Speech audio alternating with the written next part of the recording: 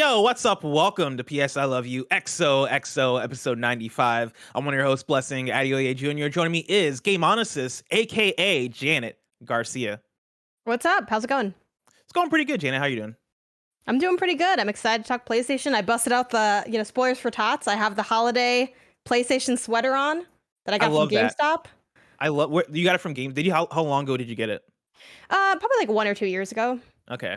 I was curious because like a couple of years ago, I guess more than a couple of years ago at this point, I was at PSX and they had some of the holiday PlayStation gear over there, and I always regret not getting it because that shit looked hella fresh. Yeah, you got it. I'm hoping to pick up some more, but it's one of those things where it's like you have such a small use case for when you wear it, but when you finally get a chance to, it's like super useful. Yeah, and you're on a PlayStation podcast now, and so you have plenty of opportunity to wear PlayStation gear, which is probably my favorite part of doing the PlayStation podcast. Is like I don't have like a lot of PlayStation gear by any means, but I have just enough that I don't wear in regular life that I get to bust out for this podcast, like the PS Love You bomber jacket, which I do actually wear out in regular life every now and then. I really like that jacket. Right, it's really good. Yeah, every time I bust it out, I'm like, man, I should wear this more. I have two of these. That's how much I love this jacket. Is I have two of these jackets because whenever this one eventually like fades and wears and tears over time, I'm gonna have that next one I can go to, so I can have this jacket for pretty much as long as I'm on this earth. Also, now I can, since I'm on this show, I can buy PlayStation merch and say, "Oh, I'm buying clothes for work." Yeah, but you can't expense it though. No, but I can justify it in my own mind. Like this is like part of like my work wardrobe, like how regular people have like fancier clothes. Like mine's just like a closet of PlayStation things. And yeah, you can you can buy like your workwear guilt free at that point. It's like how I bought. Exactly. It's like how I used to buy like nicer shirts for my previous job because it was a business casual environment, and so like I was lacking in business casual attire, and so I went on a shopping spree of like nice button up shirts and like khakis. I ended up just wearing jeans every single day, but still, like, I felt nice at the time when I was actually doing it. I was like, okay, cool. I'm doing this for work. I don't have to worry too much about this being like, I'm not doing this for me. There's justification for me making this purchase. And then I never wore that stuff, even though I did wear some of the button up shirts because I did like that for a while. I hated buying like those nicer clothes for like more traditional jobs because before this I taught, and I did work in an office once, like in high school. I had an internship at an office, so I've had times where I've had to wear like business casual, but like I don't think it like looks good on me or works. Like I just feel like I'm cosplaying an adult even though I was of adult age. Same. Like it just didn't look right. Like you know what I mean? So I don't know. I'm kind of glad to not have to pretend, but then I really needed to because I needed to, especially when I first started teaching. Like I did my student teaching, you do that senior year of college where you're like 20, 21, and like I student taught seniors who are 18, and I'm like, you're literally like, this is like a horse watching a dog. Like we're the same age, like, but I'm like, we're just gonna go with it. It's fine. Janet, how's your playthrough of Horizon Zero Dawn going? Oh, it is not yet underway, but I'm gonna do it. Oh man, I'm gonna do it. My brother mentioned it to me today in the kitchen where I'm like, oh, this is, again, spoilers for the show. I'm like, this is our plan for what we're doing. He's like, oh yeah, you have to play that. I've been wondering about that. I'm like, oh yeah, I've been had to play it and I don't know when I'm fitting it in, but I do, spoilers for my content. I want to do like at least one or more intensive weeks where that's all I stream. And that's how I plan to like go through the game, but we'll see how that goes. Yeah, I bring it up because over the course of last week, I was doing a lot of planning. I was like, I had like a little bit of time, so I got a little bit in the Duffy in terms of trying to figure out what the next couple of months look like for PS Love You. Since I have that freedom, since Greg is out on paternity leave, and so I have all the power. And I essentially made my own mini calendar. You have some of the power. You have some of the power. I have some of the power. Bear Courtney's CEO Jr. has a little bit of power too. I don't know what that power is. We'll find out as we go, Bless. I'm very scared to find out. Bear is gonna like pull some like, oh yeah, I have the red button, and then pushes it, and then like, or like what was it, Games Daily on Friday, where like the post show Barrett's like, it's my show now. Like that was amazing. Oh yeah, that's some Barrett CEO Jr. type shit. And so that's only the beginning of it. We're gonna definitely see some more of that. But yeah, I was doing a bit of like, planning and looking at the calendar, trying to figure out what works. What do we want to do for PS Love You? What are the topics we want to cover? And I have a sort of PS Love You housekeeping, PS Love You specific housekeeping to get through. And so the first thing I want to touch on is PS We Played This, right? Because that went away for a little while. And part of that is just that like we've had other big game releases and big game news and other big topics that we want to touch on that are outside of the hashtag PS We Played This category. The other reason is because we did Days Gone, and Days Gone was a bad idea. And when I say we did Days Gone, I mean we said we'll do Days Gone, and I we still didn't do feel Days like Gone. that should happen. And also, yeah, you need to go back and finish Days Gone. Maybe. Well, maybe we'll add it to the KindaFunny. Like it needs to be like a 2022. That's the only thing to really bring back this segment. Like I'm cool bringing it back as you're about to suggest, but you know what I mean? Like it needs to be it's not truly resurrected. It's like a curse, it needs to get lifted.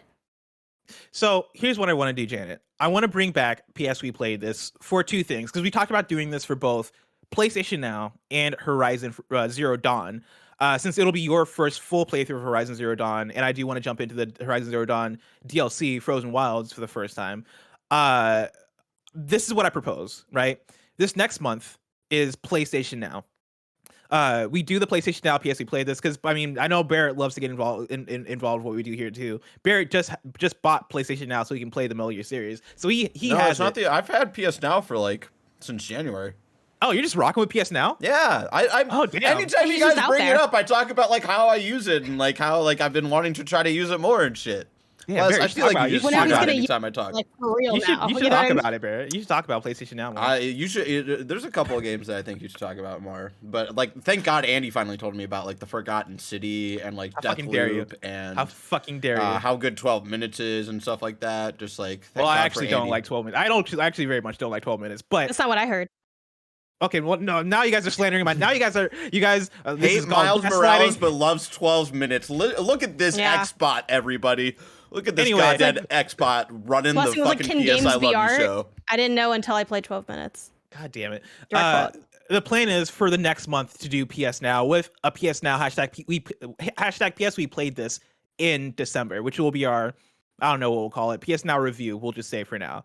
Right, so that's the plan for the next month. I'm gonna get PS Now. Jan, I think you already have PS Now. I forget if you have it already. Yep. Dope. Yeah. And so we can make that happen for the next month. Horizon Zero Dawn hashtag we played this also ongoing.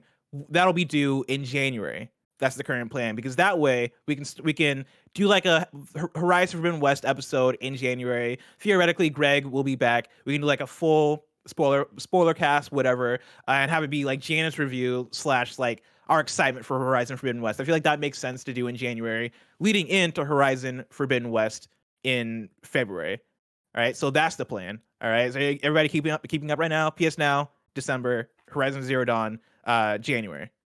Yep. And then one more thing that we've talked about a little bit. I forget how much we've talked about this one on the show, but we've definitely talked about it, at least behind the scenes. We want to do a PlayStation character bracket. I know the audience really loves when we do brackets, and a PlayStation character bracket is one we've been talking about for a while.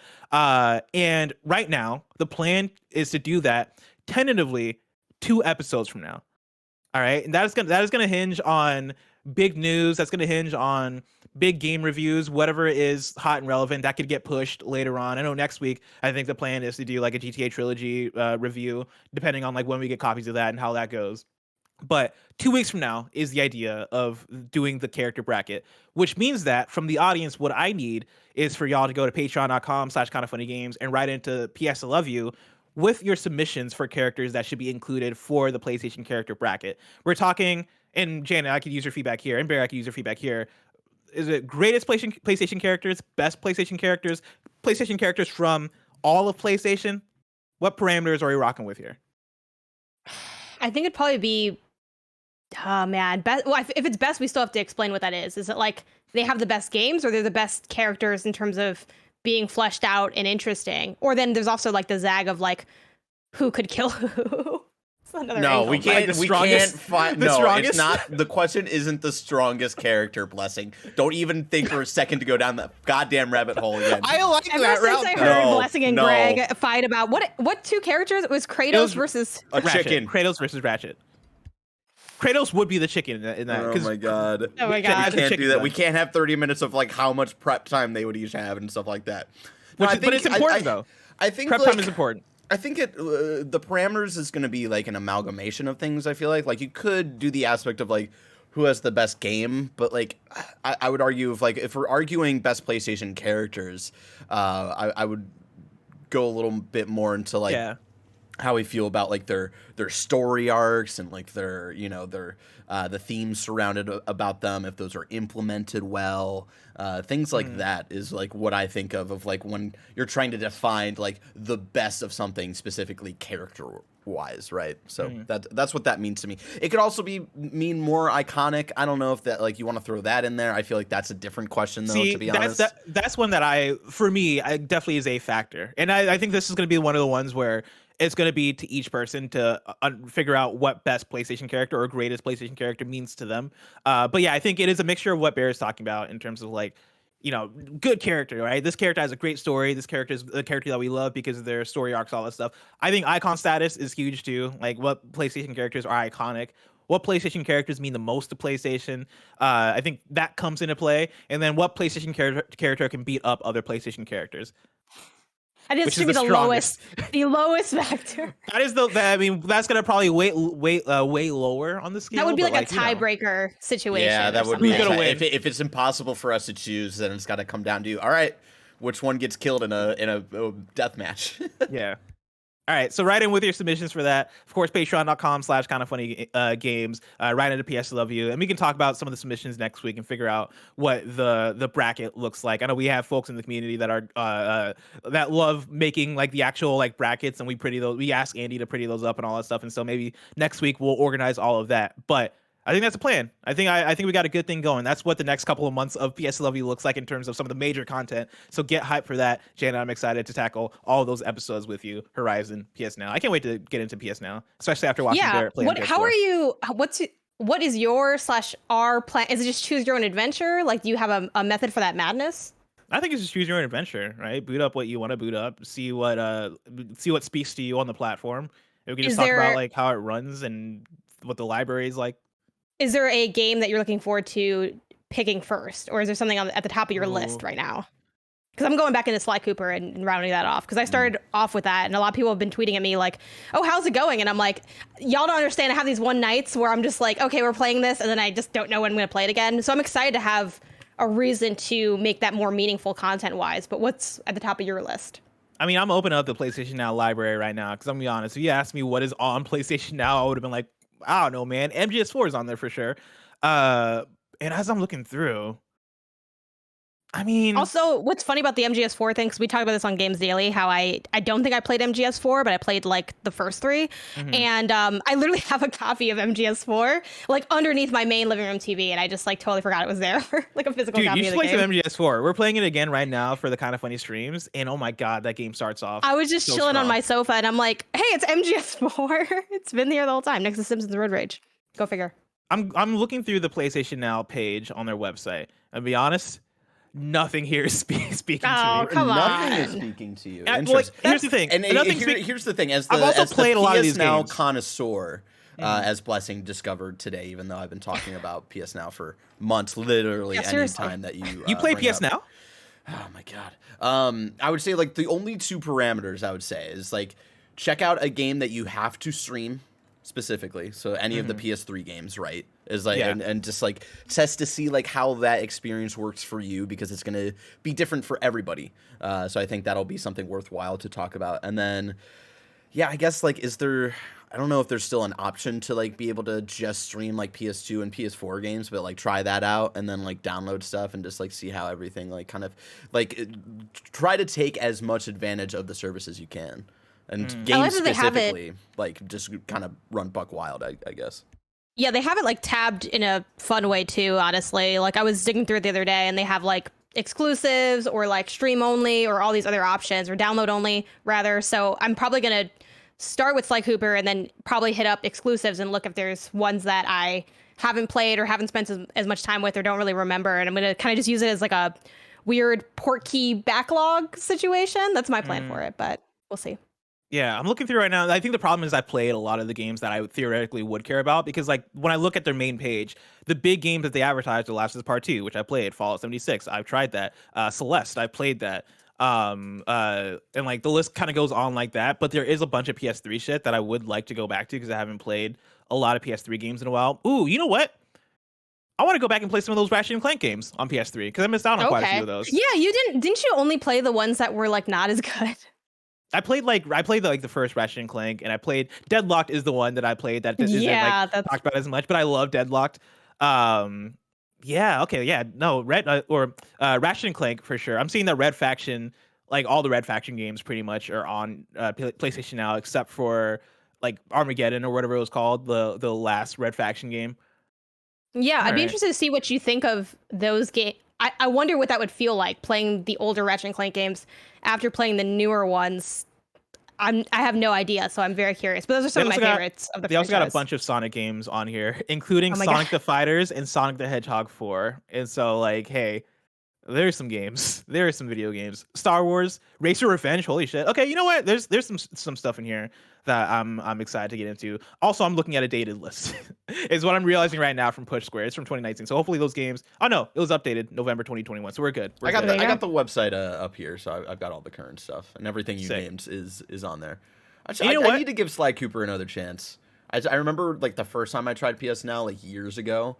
I'd started it and it wasn't hidden at the time. I need to go back. I was super into it, and a lot of people tell me that the second one is like way better.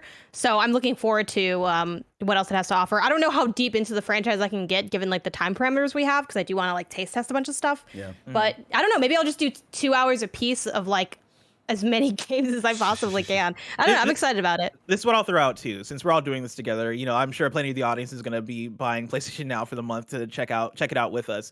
Throw me your suggestions. I'm gonna create a field in the submission thing that is, what is your PS Now suggestion, and we can look into that next week, or at least I can look into it in my off time, and I'll take your suggestions in terms of games to check out on PlayStation Now. I think that could be a good idea. And Barrett's also right now, if you're watching the video version, Barrett is scrolling through like a bunch of the PlayStation Now offerings, and he's showing that like the God of War franchise is on there, like all the, I don't know if that includes 2018, but at the very least, like the original God of Wars, all the way up to Oh Ascension no, actually, there. this might be the 2018 one, because yeah, this is God of War HD, so I imagine that's the remaster or whatever up-res of the original one. So yeah, I think the entire God of War saga is on here, so that's cool.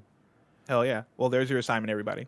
Remember, this is PS I Love You XOXO, your PlayStation podcast. Each and every week, we join you to talk about the biggest topics in PlayStation. If you like that, you can watch it live right here as we record on patreon.com/kindafunnygames, or you can watch it on Tuesday when it posts for everyone on youtube.com/kindafunnygames, roosterteeth.com, and on podcast services around the globe. Remember, you can use Epic Creator Code KindaFunny on all Epic Store and Epic in-game purchases like Rocket League and Fortnite to help support the channel. Housekeeping for you, in case you missed it, Extra Life was this last weekend and it was a blast. You all showed up to help support the Children's Miracle Network of hospitals, and we streamed for 12 hours straight. Right now, you can catch up on the shenanigans over on youtube.com/kindafunnyplays, where we uploaded all of the segments of the stream. You can still donate and support Extra Life by going to kindafunny.com/Extra Life, and that's also the spoiler. I guess, well, no, we already spoiled it. Spoilers for the Mario Party segment. Barrett won co-CEO, CEO Junior. I've been dubbed the title CEO Junior. Find out why on youtube.com/kindafunnygames for the finale of the Mario Party tournament CEO decision. It was a blast, and honestly, the ending you may not predict. You may not predict it. Thank you to our Patreon producers, Pranksy, Tyler Ross, Delaney Twinning, Julian the Gluten-Free Gamer, Alex J. Sandoval, James Hastings, and Casey Andrew. Today we're brought to you by Honey, Chime, Native, and Arcane, but we'll tell you about that later. For now, let's start with topic of the show. So, Janet, you hinted at it earlier, and of course, it's in the headline for anyone who's clicking through in this episode. We're approaching the holiday season rapidly. Black Friday is coming up rapidly. The Christmas and the holidays are coming up rapidly. It is. I hate that you keep saying rapidly. I keep saying rapidly, and that makes this the perfect time to talk about the holiday purchases that we should make. Right, we're in a good place. We played plenty of games this year. We played plenty of games throughout our lifetimes, and I think we're in a good place to recommend the games that are the holiday must-gets, must-buys for you and your families and your friends, or whoever you're getting gifts for, even if it is yourself.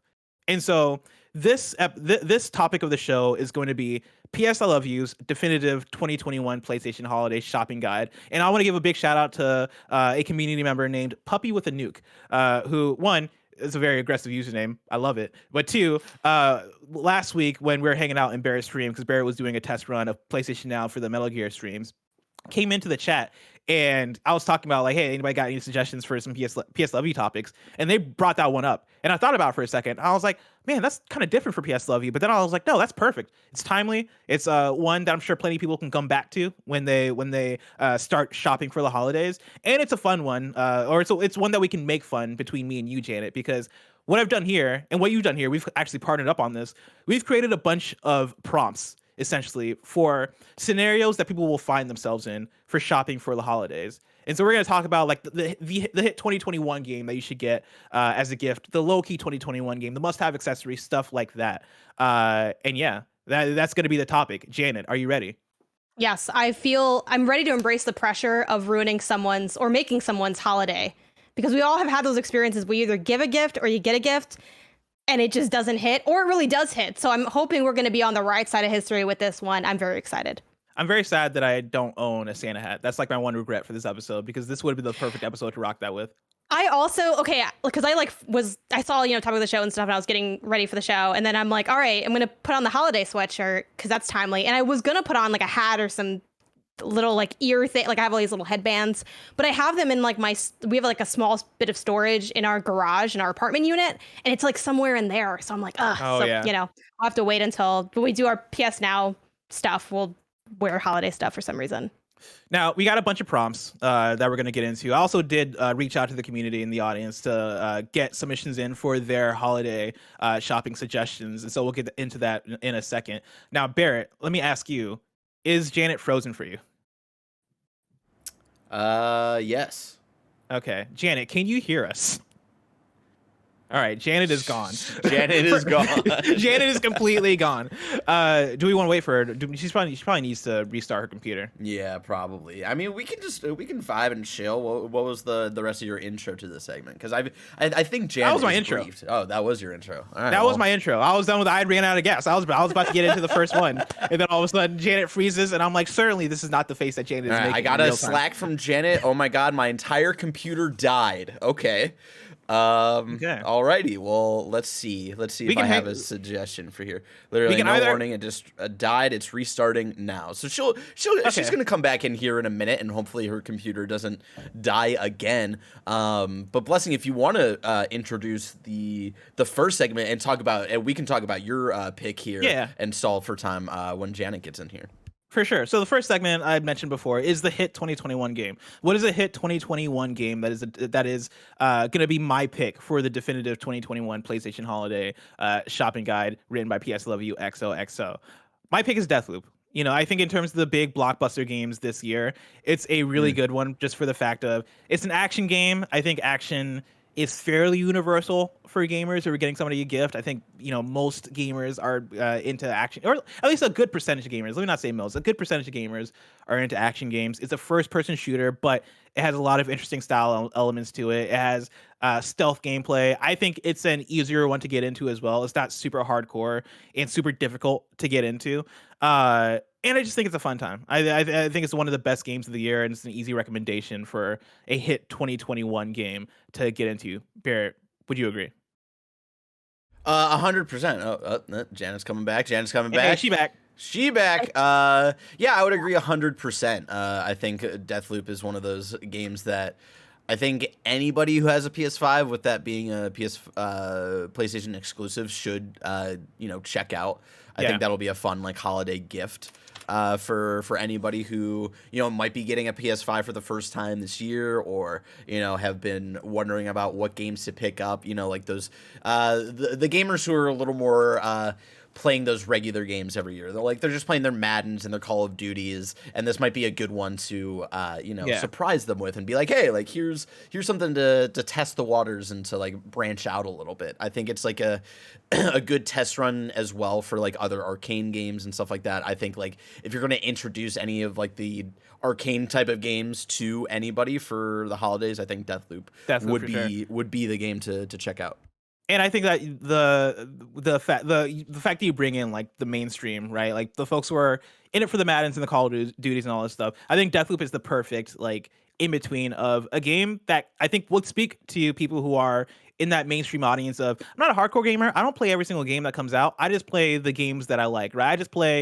I play Call of Duty every year, or I play Apex Legends, or whatever I play sticks Fortnite. out to me every year, or whatever like 2 games that I buy for myself. Yeah, like those are the games that I flock to. I think Deathloop can speak to those people because at its core, it's just a first-person shooter, right? It is a game that has familiar mechanics that is a little bit wacky and goes to interesting territory, but I think can speak to that audience, and then also speaks to the more tuned in hardcore audience as well, because it's just a phenomenally designed and made game.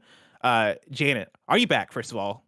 Yeah, I am back. I am now living in fear, as I mentioned in chat. So I have no idea what happened. Literally, like you were talking, everything just froze for a second, and then Windows was like, we don't know what happened either, restarting. And I'm like, okay. And I looked for updates and there like weren't any. And I'm like, all right. So I don't know. We'll see what happens. The fun thing about working from home and now doing this Discord stuff for over a year and a half is as I saw you freeze as I was talking, the gears that are going on in my head were, is she frozen or am I frozen? Can they hear me? Or like, can they not hear me right now? And it's Janet. Janet is the one with Barrett, and I'm the one that's gone, right? Like that's the fun thing about like doing this for so long is that I know the scenarios that happen. I know like you're what like crossing off like the checklist of like, all right, yeah, it can't be this, it can't be this. All right, it's probably like this. She's frozen for more than 2 seconds, which means that she's probably disconnected or I'm disconnected.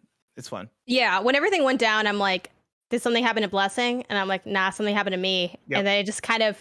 And then I just had to just wait. And then also, what the worst part about technical glitches and stuff like this, especially stuff that's like recorded, I'm like, okay, you just have to start like speaking into the void. I'm like, can anyone hear me? Can people still see me as like my computer's shutting down? That's why like when I saw you freeze, like I finished my thought and I was like, Barrett, and I was just hoping that Barrett was there, because if Barrett didn't answer, that would mean like, okay, I'm gone then. I'm off of this call then. But it's always a fun thing. Janet, what is your pick for the hit 2021 game to get this year? Yeah, speaking of living in fear, I'm gonna go with Resident Evil Village. Admittedly, it is a bit lower on like my top 10 of the year list, but it is still currently on that list. I think it's a really notable game. I do definitely agree with the criticisms of it, where it's sort of like the weaker of the best Resident Evil games and the stronger of like the weakest part. It kind of hits right in that middle spot. But speaking of like having mass appeal, I think Resident Evil Village is a great one in the sense that it is not terribly scary. It's way less scary than like 7. In a lot of ways, it's even like less scary than 2 and 3. A lot more action oriented. And I think it having these different sort of areas that you go through, because it's sort of the general construction of the game, really helps like create variety in what you're doing, so that I think it kind of caters to a lot of like different gameplay styles or things that you might get excited about. And I generally just really enjoy walking around and exploring that game and the areas and the additional mechanics, like how you can cook for like buffs and things. I think that's super fascinating. And I just had a really good time with it. I think it's a great length where there's plenty to dig into, but it's not incredibly long. So in terms of like classic hits that I think everyone can enjoy to a degree, I think Resident Evil Village is definitely a standout of the year. I agree. Bear, I see you added one here. Yeah, I did, and I don't have thoughts for every one of the categories, so I just wanted to chime in when I thought like, oh, I could add something a little bit here, because I'm also thinking about like, if you're coming to us for like, you're a grandma out there trying to shop for your Timmies and your Timmies and your Tommies, your Timmies, your Tommies, your Tammies, all of that stuff. Obviously, grandmas have definitely grandmas love podcasts. Grandmas love podcasts. But if you're trying to play a little bit more on the safe side, or something that like I think might speak to a little bit of everybody, right? I would suggest Guardians of the Galaxy. It just came out. It's just right out of the oven, fresh for everybody to check out. I think it's a really fun story. I think it's something that like I think would be kind of a fun game to like play during the holidays as well. Like I'm trying to imagine like what Barrett would have been stoked to get in like middle school as a child, right? Like from his family and stuff like that, right? And so like I think like, you know, Guardians, I think, would be a fun time for anybody to check out with, you know, with the gameplay and the story and all that stuff. I think it's a good, like, kind of general, like, hey, I think this is a good hit, and I think everybody who has the chance should be able to check it out. Oh, yeah. Yeah, I think all these three for sure are holiday hits in terms of, like, the big games that no matter, like, you put it in somebody's stocking, and they open it and they're like, oh shit. Like, I think between all three of these games, they're exciting gets to get for the holidays if you don't already own them. Next up, we got a low-key 2021 game. I said low-key like the character, not like low-key. Janet, what you got for me? I got Life is Strange True Colors, that one song, if you happen to know what that song is. Yeah, Life is Strange True Colors. I think it is so fantastic, and obviously it did, review really well, and we have like a lot of love for it here on this show, but I think a lot of folks missed this one or slept on this one for two big reasons. One, they may not be that interested in story-based games and decision games, and it inherently is both of those things. And then two, I think a lot of people have already decided that the Life is Strange formula is not for them. And I would normally be okay with that, but I think Life is Strange True Colors is so good and so like different in certain key ways. Definitely has like the DNA of the franchise. Like it is very much a Life is Strange game, but I think if you didn't like the first one or the second one, I think you still might like this one because it's really good. And I think it walks away from a lot of the cringe that people usually complain about with Life is Strange. I think the writing is absolutely incredible. I think they make a lot of really fun mechanical choices in that game, especially like episode 3 and onward is what I always talk about in terms of the mechanics. And I'm at the point where I want to recommend this to everybody, even if you don't really like story stuff. I feel like everybody who plays games has a light, even if it's a very light appreciation for story. And I think there's enough going on here that it is intriguing and amusing. And I was kind of reflecting on this the other day because I noticed that when I talk about, and when a lot of people talk about story games, it's often met with that caveat of, oh, well, if you don't like story games, this might not be for you, which I think is an okay caveat to put out there. But I can't help but notice that I don't really make that caveat for platformers and action adventure games and other genres where that can apply. And I think it's because story honestly is usually overlooked, and it's the one that is, I don't know, least plugged, or like it's not weird to not have played story games or not like story games. Like no one really questions it. And while I think we can all play things that we like, I would implore people to give it a try because I think it just might surprise you. Like it really took me by storm, no pun intended before the storm, but I really loved it. And I think more people should play it. Hell yeah. My pick for this one is Chicory: A Colorful Tale, which I put in the doc, and I feel like I probably stole from you. I'm sure you would have thought of that one as well. Yeah. You are the Chicory like what are they called? The people that go to door to like preach the word. Oh, you're the God. Chicory evangelist, essentially. You're the Chicory evangelist.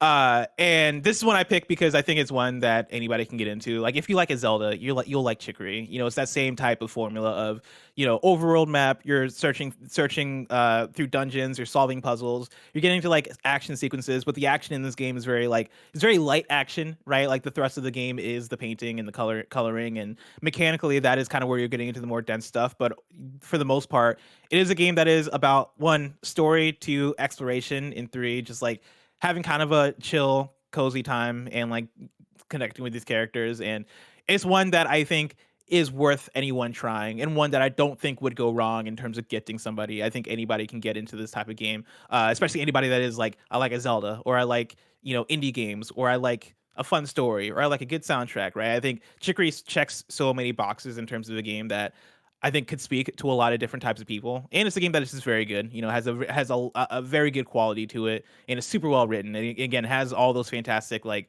the soundtrack, the gameplay is fun, the puzzle design is great, all that stuff. And so this is one I know, Barrett, you started playing Chicory, right? I finished it. What was it? Friday, maybe? Yeah. I finished it like late Thursday. Yeah, because we saw Eternals and then I came home and I beat Chicory. So yeah, I would put my stamp of approval on Chicory there, just because I would say like give it the first chapter kind of thing, like play through that first chapter, because when y'all were talking about like the Zelda comparisons, I wasn't really feeling it there. But then like when you really start to get into the chapter 2 and 3, like that's where I really saw the DNA and understood of like, oh, like here are the puzzle elements and like how everything starts to kind of hit like a Zelda. So hey, if there's a loved one out there that loves a good Zelda game and they got a PlayStation system, I highly recommend Chicory. And then on the other side of that, Life is Strange True Colors, I'm living proof of someone who did not vibe with any of those other games, and I really dug Life is Strange True Colors. So again, if you know someone out there who likes a good story, I would highly recommend maybe grabbing Life is Strange True Colors as well. Hell yeah. I'm gonna jump around here a little bit. I'm gonna come back to this one that I have next on the dock because there's a lot of write-ins we have associated with that one. But the next one I'm gonna pull up here is a PS5 family game for the kid that just got a PS5. Sackboy Big Adventure. You can't go wrong with Sackboy's so much fun. I mean, obviously you need the extra controllers to be able to, rock this one, but I'm playing that with my family. For me, that is my family game. It is also why I have not beaten that game yet. As I've mentioned many times, it's hard to coordinate that many people to want to play Sackboy Big Adventure at the same time. But I love it. It has that perfect blend of camaraderie and competition with the scoring system at the end. And as I get further and further into it, I start to appreciate it more and more. Like, it is a really good platformer. And something that's super fun that took me by surprise is they have these sort of challenge sections where you kind of have like these time trials, and it's like really intensive platforming, which I wasn't really expecting out of like Sackboy Big Adventure, because it is not terribly difficult unless you're going to try to like collect a bunch of the stuff. But yeah, I think it has that element too. And that was actually some of my favorite parts of the game. And also, I don't know how much money they spent on freaking Sackboy Big Adventure, because they have a bunch of licensed music. And I'm like, this game sound expensive, but it's also like pretty fun to get to recognize like, oh, I know this song and stuff. And I feel like it truly is fun for the whole family, as cheesy as that sounds. The license stuff are some moments in that game, because when I got to like the first instance of that's where I was like, oh, this game might be actually really great. Because like, Little Big Planet historically has always been something that I've just been like, oh yeah, this is fine, this is fun, but it's not. I've never had a huge connection to Little Big Planet. It was never my favorite PlayStation game by any means. It was always one that I was always more curious about, or more like, oh, I'll check this out because I like the idea of customization, and I like playing other people's levels, but it wasn't one that I ever wanted to like spend all my time in. Sackboy Big Adventure was the one that actually took me by surprise. I was surprised by, I think, one, how good the level design and all that stuff was, and how well they adapted the formula from Super Mario 3D World and all that stuff. But also like how good it was mechanically in terms of the actual platforming being really fun, and really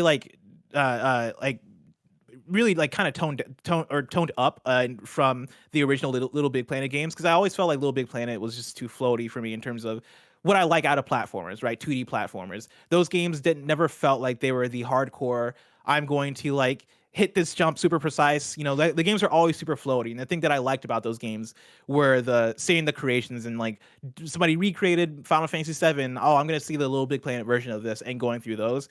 Sackboy Big Adventure has some really good actual platforming mechanics to it, and that was a game that I played by myself. I didn't even play that game co-op. I know it's built and marketed as something to play co-op, but because I played it before the online update came out, I played that game alone, and I still had a blast with it. And if you're the type of person that likes completion, also in terms of collecting all the things, Sackboy Big Adventure has that as well. Like, it's a pretty good all around platformer, and so I think that's a really good suggestion.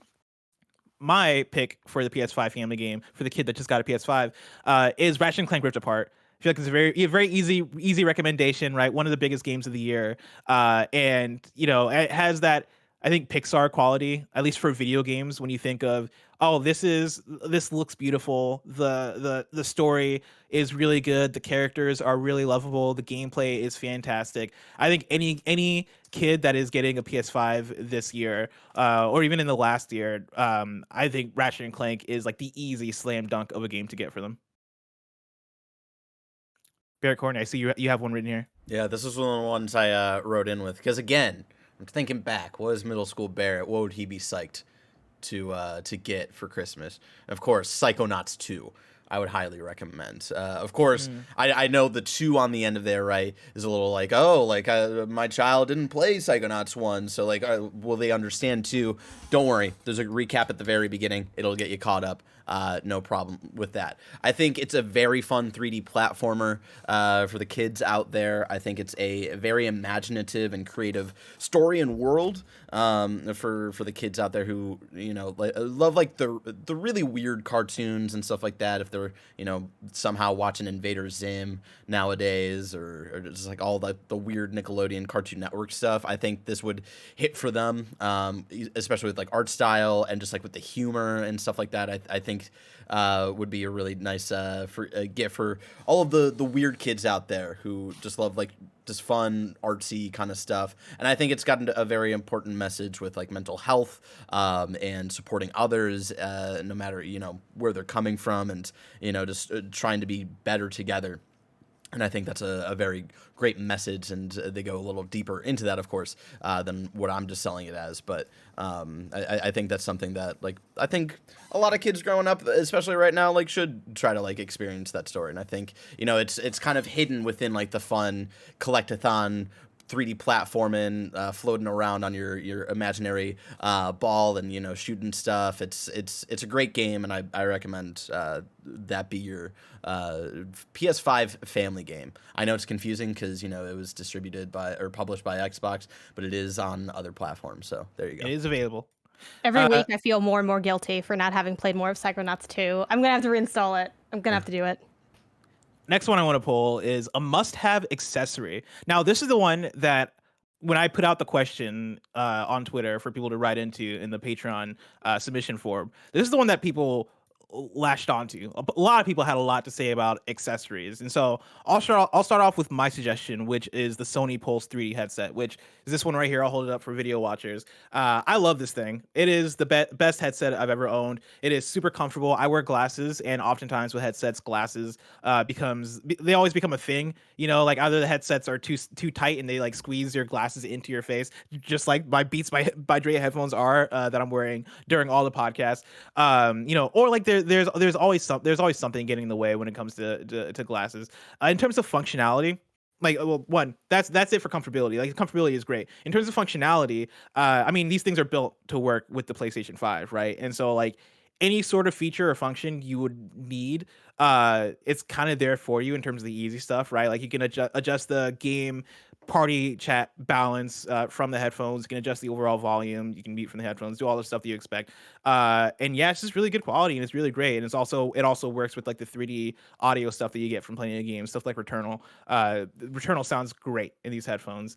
But I'm not the only one who mentioned this. In one of the write-ins, I got to scroll down here because we got a lot of them. Let's see here. Ryan Paola Higgins wrote into patreon.com, so it's kind of funny games, just like you can, and says, "Hey, Bless and Janet, I was in a fortunate position to be able to get all of the PlayStation 5 accessories at launch. The Pulse 3D headset is a must for any PS5 owner, but I'm sure someone else will suggest that. My submission is for the official charging dock, which actually, before I read through this, Janet, I want to let you do yours because I think yours might actually involve the dock that he's about to talk about." My submission is also for the official charging dock. But yeah, I wrote down that, or just a second controller if you don't already have one. And you'll have to play that by ear based on who you are or the person you're gifting is. But I find that if I don't get a second controller at launch of any console, it's just a matter of time until that bill hits in some way, or until I feel salty about not having the second console. So my recommendation is always get that second controller as soon as you can. But if you don't have like a lot of multiplayer plans, it can feel like just a bill that you have to pay randomly. So I like to always like throw that stuff onto like a Christmas list or something. Like something that I like to use for like my gift list are things I think are fun that I maybe don't want to buy myself, especially if you're like, an older person where you already have like a job and an income and stuff. Like that's sort of what I relegate to for that. And yeah, if you have that already, get the official charging dock because it's just super convenient. And one of the number one problems I've always had gaming my entire life was controllers dying. Like ever since wireless controllers became a thing, them dying or them having low battery. The amount of times I've played, despite all the controllers being wireless, played with it attached to the console, or maybe even just a longer cable for it, because the cable that it comes with is like incredibly short. And obviously it's like not, a super fancy cable, it's just a USB-C. You might have a million of those, but if you don't have stuff like that, they could be easy, convenient things to have at hand. Yeah, I think for holiday shopping, in terms of gifting somebody something, I think an extra controller you cannot go wrong with. The charging dock is a good one to pull because I have a charging dock and I have two controllers, and it has changed my gaming experience. Because the PS5 DualSense does not last super long. It's comparable to the DualShock 4, which also didn't last super long in terms of battery. And that was always a thing for me. And I feel like I always had to like plug my controller back in because I didn't have a charging dock with my PS4. I always just used USB to charge my controllers. Now that I have the dock and two controllers, I don't have to worry about it anymore. As soon as one controller dies, boom, replace it, and I'm back to gaming. I don't have to worry about it. I'm gonna pick up where Ryan left off, though. Ryan continues to write. This for me, and of course he's talking about the dock. This for me is a must-have with any PS5. Charging the DualSense without the need for plugging in a charging cable will prolong the life of the controller, and it keeps my setup clean. A charging dock is nothing new, but the design of the dock matches the console and fits break with my setup. It fits right with my setup.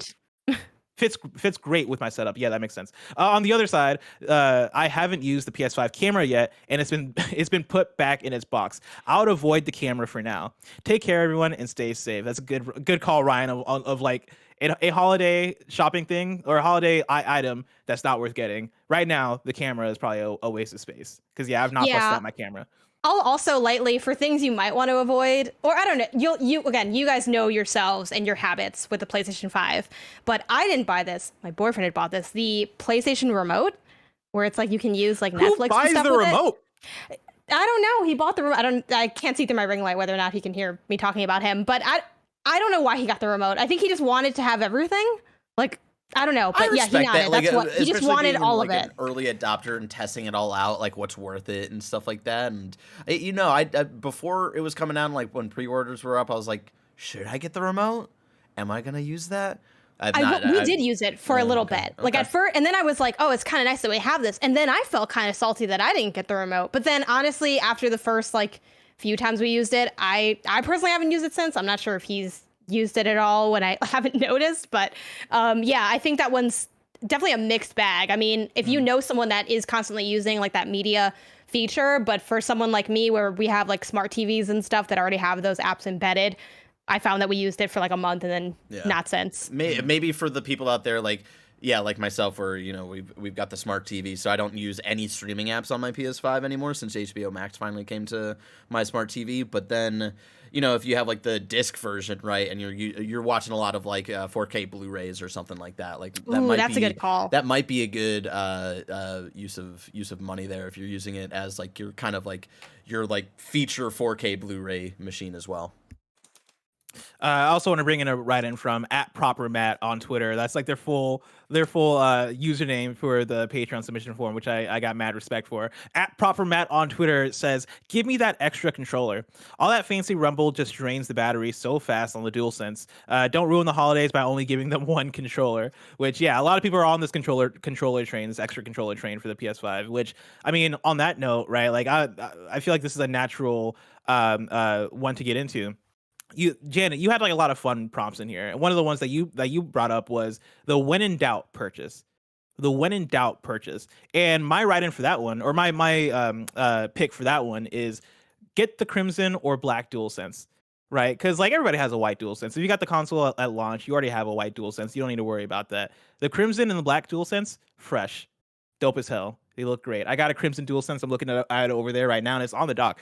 And it looks sexy. Get somebody the Crimson DualSense. Fair. For me in that category, it's the PlayStation gift card, a year of PlayStation Plus, or a year of PlayStation Now. The first two are sort of guarantee you're going to get use out of it. Obviously, PS Now, you'll have our episode to hear about all the cool things you can play on PS Now. But I like that as a when in doubt one, because chances are, if you have PS Now and you're all in on it, you probably would, want to keep it. So then, boom, you have an extra year. And if you've never had it, it's like, I think it's a common thing that a lot of PlayStation users have missed.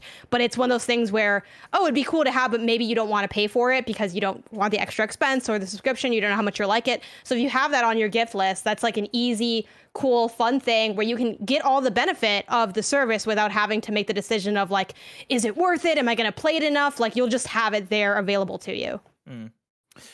Jake Bakes Cakes writes into patreon.com/KindaFunnyGames and says, a great name, a Steam Deck. It'll be the best place to play PlayStation games portably for a while, and more games will keep coming to Steam. Otherwise, get a PlayStation Classic. Get those poor fellas off the shelves, which I think is really funny. But also, waste of money there. I mean, I almost came close. I like spoilers. Steam Deck is also one of my, not Steam Deck. PlayStation Classic is one of my answers for another category, which I'll just bring up right now. This is another Janet one. PlayStation things you have no business buying, but can still be fun. My submission for that one is a PlayStation Classic, just off the fact that like, it's a fun toy. It's a fun thing to have. It's a fun, like, at the very least, it's decoration, even if you don't want to actually play it. But if you do want to play it, you have, I believe MGS is on there. I believe, like, there's some fun bits on there. That's one that I always have to regret, because that thing came out at, I want to say, like, $100 around that area, and it got like bad reviews. People were talking bad about it. So I was like, you know what, man, I'm gonna wait for a sale. And when I tell you, the price on the thing went so down. It was like $10 every week. It was being shaved off. It hit the point where it was like, you can get this for $30 at Amazon or on Best Buy. And every time the price would go down, I would have the internal dialogue of, no, it can go lower. It can go lower. Like, it got to $80 and I was like, it can go lower. It got to $60 and I was like, it can go lower. Then it went all the way down to around $30 and I was like, it can go lower, and it never went lower. It never went lower. You're gonna have to pay me to get the PlayStation. You bring up Classic. Metal Gear Solid, and I will say, the Metal Gear heads that I know, when that came out, they were like, "This is not the way to play Metal Gear Solid," because it comes with the not the DualShock, but the original PlayStation controller. Yep. So that's Yeah. So it's very much like this is very much not the ideal way to play those PlayStation Classic games, but a way, like a fun way, like a dumb way if you want to actually go for it. Which I think, like, nobody's gonna receive that as a gift and go, "Oh, I don't want this." I think anybody would go, "All right." I don't know. I mean, really? yeah, because it had an. You say this, you have a SNES Classic and an NES Classic right there at the left of your shot. All right, I know it's gonna, again, you're just setting me up to have people be mad at me, but we all know the articles are out there all. Like, the issue with the PlayStation Classic was more so, kind of like to Barrett's point, the issues with the individual games and how, like, they played in terms of how they handled the port, for lack of a better term, and also some of the regions, like, that they're pulling the games from, like, the kind of specific SKU of them was sort of, like, not the best for a variety of reasons. Again, I don't remember all, like, the detailed specifics because it was so long ago, but if you look up PlayStation Classic reviews, a lot of it is, it's not about the games that are there, because the games are fine. It's about, like, the way that kind of thing was handled. But, for what it's worth, all I use not my PlayStation Classic, the NES ones and the SNES ones for are what you see on this camera right now. They sit in the back of my shelf.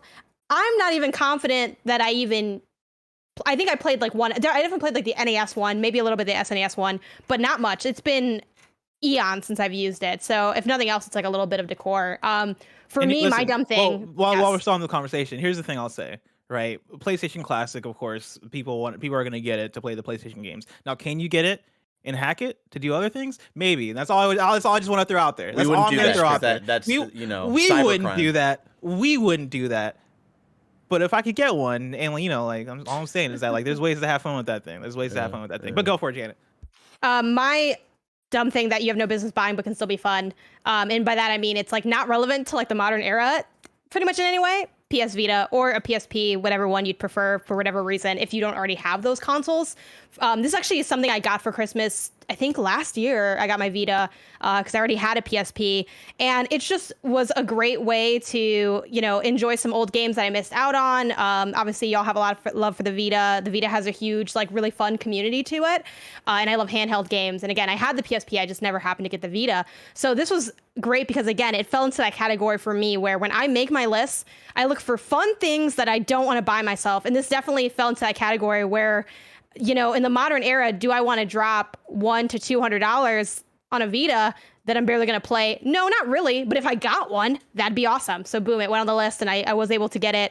And that's been super fun. Just make sure you keep an eye out for which SKU, which, like, model number you want. I have the one that I think has, like, the better screen. So if you care about that, it's something you really want to spell out to the people who are doing the shopping for you so they know where to look, especially because they were kind of hard to get. I think my family had to really look around at, like, used stores. Not exactly the Vita, but I did bring out my UMDs for the PSP.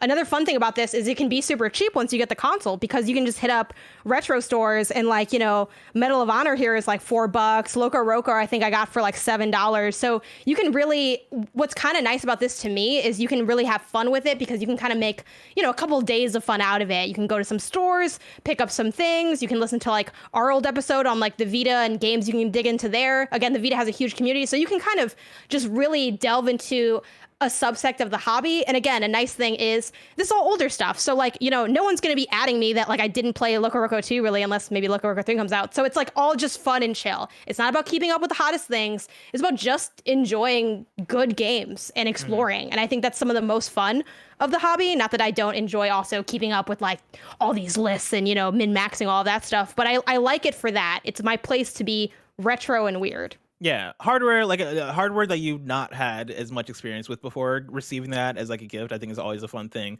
You know, like even like I remember getting my Vita. I got my Vita in probably 2015, probably sometime around there. And like the Vita had already been out, right? It had kind of already died by that point.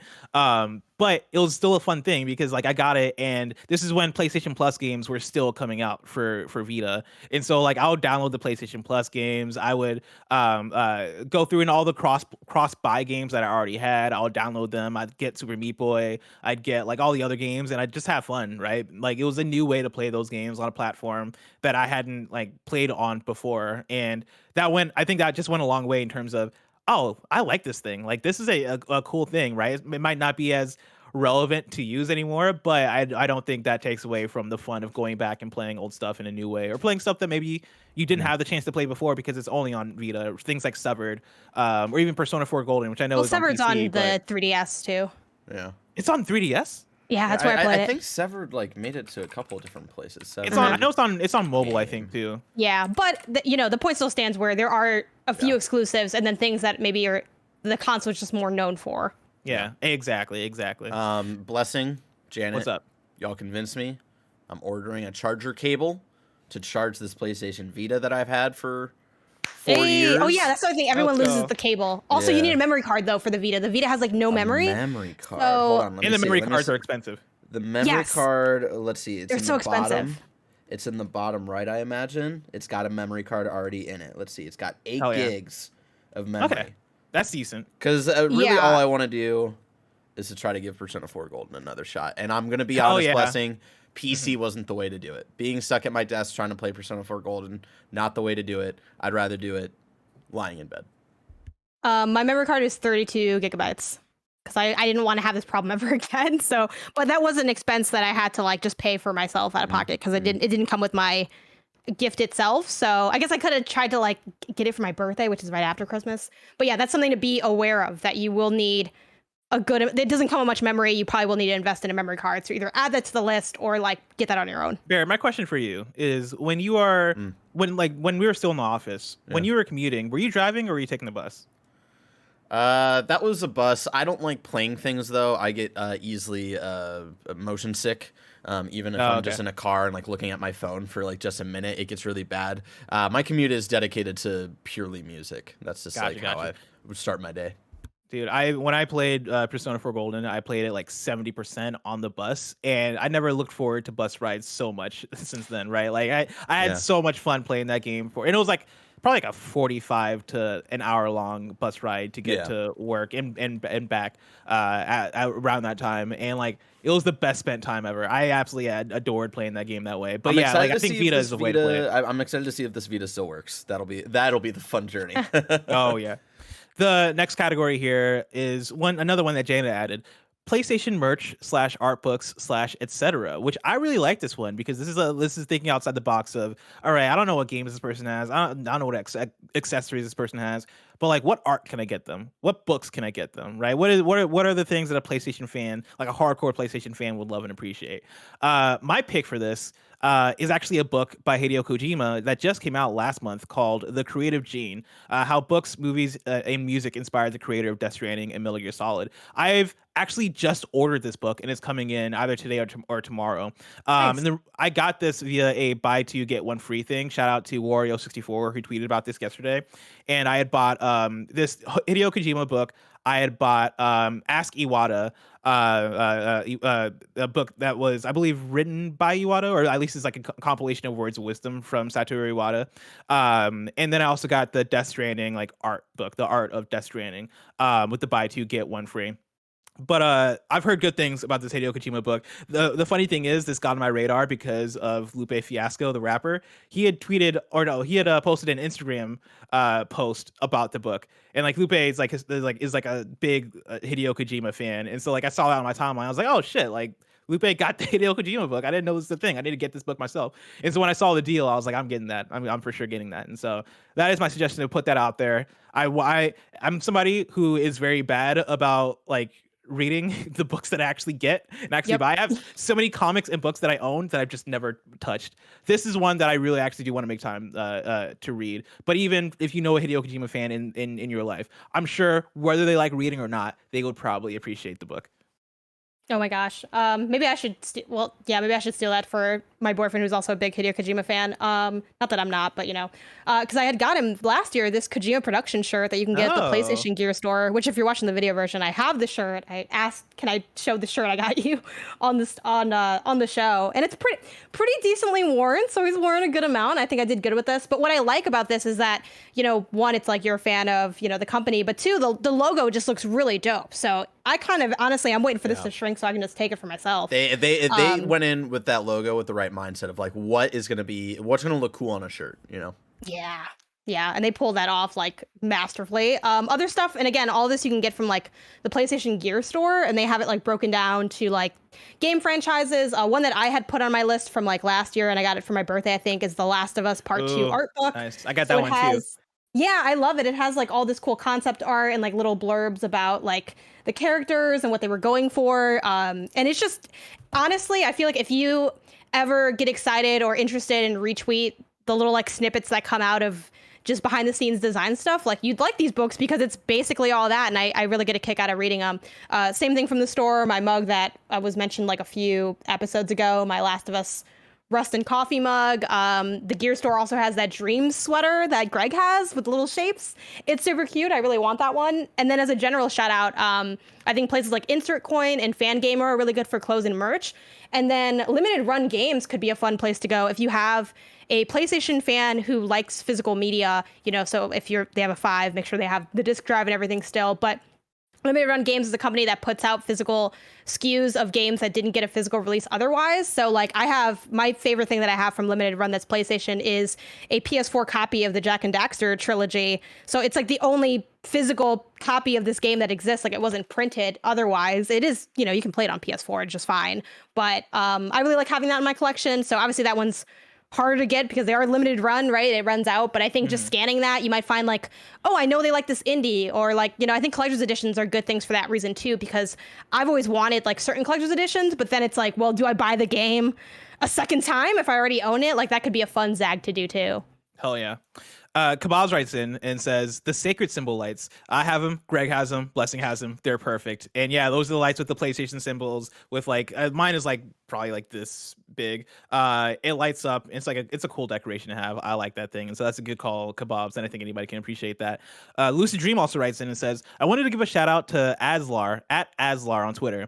He's the artist who developed that series of sacred symbol themed paintings you see behind Blessing. And oh man, Barrett, I should have sent you a link. If you're able to find Aslar on Twitter and open up their page, because they have amazing art that is worth probably showing on the show. He has a picture for each major PS4 exclusive matched with one of the symbols, so there should be something for everyone. I went ahead and ordered myself a set of 4 through Imprint, that is at INPRNT, along with some frames from Amazon, and couldn't be happier with the quality. A great gift for any PlayStation fan. And yeah, if you're watching the video version, Barrett has it pulled up here of all of Aslar's art, and he brought up Barrett's brought up the Persona one, which is one of the latest one he's done, and it looks fantastic. I love his art so much. Yeah, I've got let's see, I did each symbol. So I've got Persona 5, which is my X, Uncharted 4, which is my square, Journey, which is my triangle, and God of War, which is my circle button. Love that. And yeah, if people, I mean, everybody's seen my shop if you watch the video version, but if you can't tell what the art behind me is, I do have the X for I got XOXO for PSILOVEPHOTOMODE, but the X is Ghost of Tsushima, the O is Shadow of the Colossus, the next X is Spider-Man, and then the last O is Bloodborne. And so like, shout out to Aslar. Fantastic art. I love it. Is my Spider-Man thing crooked? No, so you also call it O and not circle. Only because of XOXO. Usually I Yeah. call it Circle. In regular life, I Okay. call it Circle. Just for the XOXO, I call it O. That's I like how that's a this good is call out. separate from regular life. Yeah, exactly. No, this is the virtual world. Yeah, I'm on YouTube right now. This is saying the real quick. metaverse brought to you by Yeah. Mark Zuckerberg. Oh God! Oh my Yeah, God. we're here. We I finally. see that made now it. every time I open. Did you notice when you open Instagram now it says brought to you by Meta instead of Facebook? I thought you were gonna say that like they renamed it to Metagram or something, and I was about to be like, oh my no. God, that'd be God, too oh much. God, These oh are really no. cool though. I was not familiar with this artist, so I appreciate the write-in with the shout out. Fun theme, and Imprint in general has like really awesome art. I have a couple of prints that I got off of Imprint. One Last of Us one, and then like I think like an Animal Crossing one or something else. So definitely lots to dig into. Hell yeah. So we're running late in this topic, Janet. And so what I want to do is do a rapid fire. We got a bunch of these left. And so I'm just going to rapid fire the prompt and we're just going to give our answers and like little reasoning. Okay. All right. We're just going to blaze right through these. And so the next one is a 2021 sports/racing game. My pick is Riders Republic. Okay. FIFA 21. It's dope. Volt is still fun. I love the little like stat changes they've made to it. FIFA's good every year. Game of the year every year. FIFA 21. Hell yeah. And then Barrett has one here.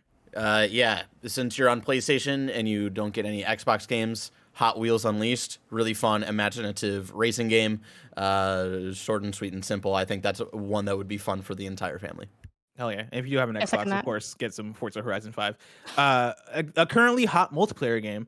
My submission is actually not the game itself, but just like currency for games that your friends play. And so I have written down here Apex coins in V-Bucks. You can never go wrong. And if you don't know if your friend or family or whatever plays Apex, get them the coins, and then they'll have to play Apex. They gotta spend those coins. You gotta get the legends, So get them the Apex currency or V-Bucks. But you can't go wrong with those.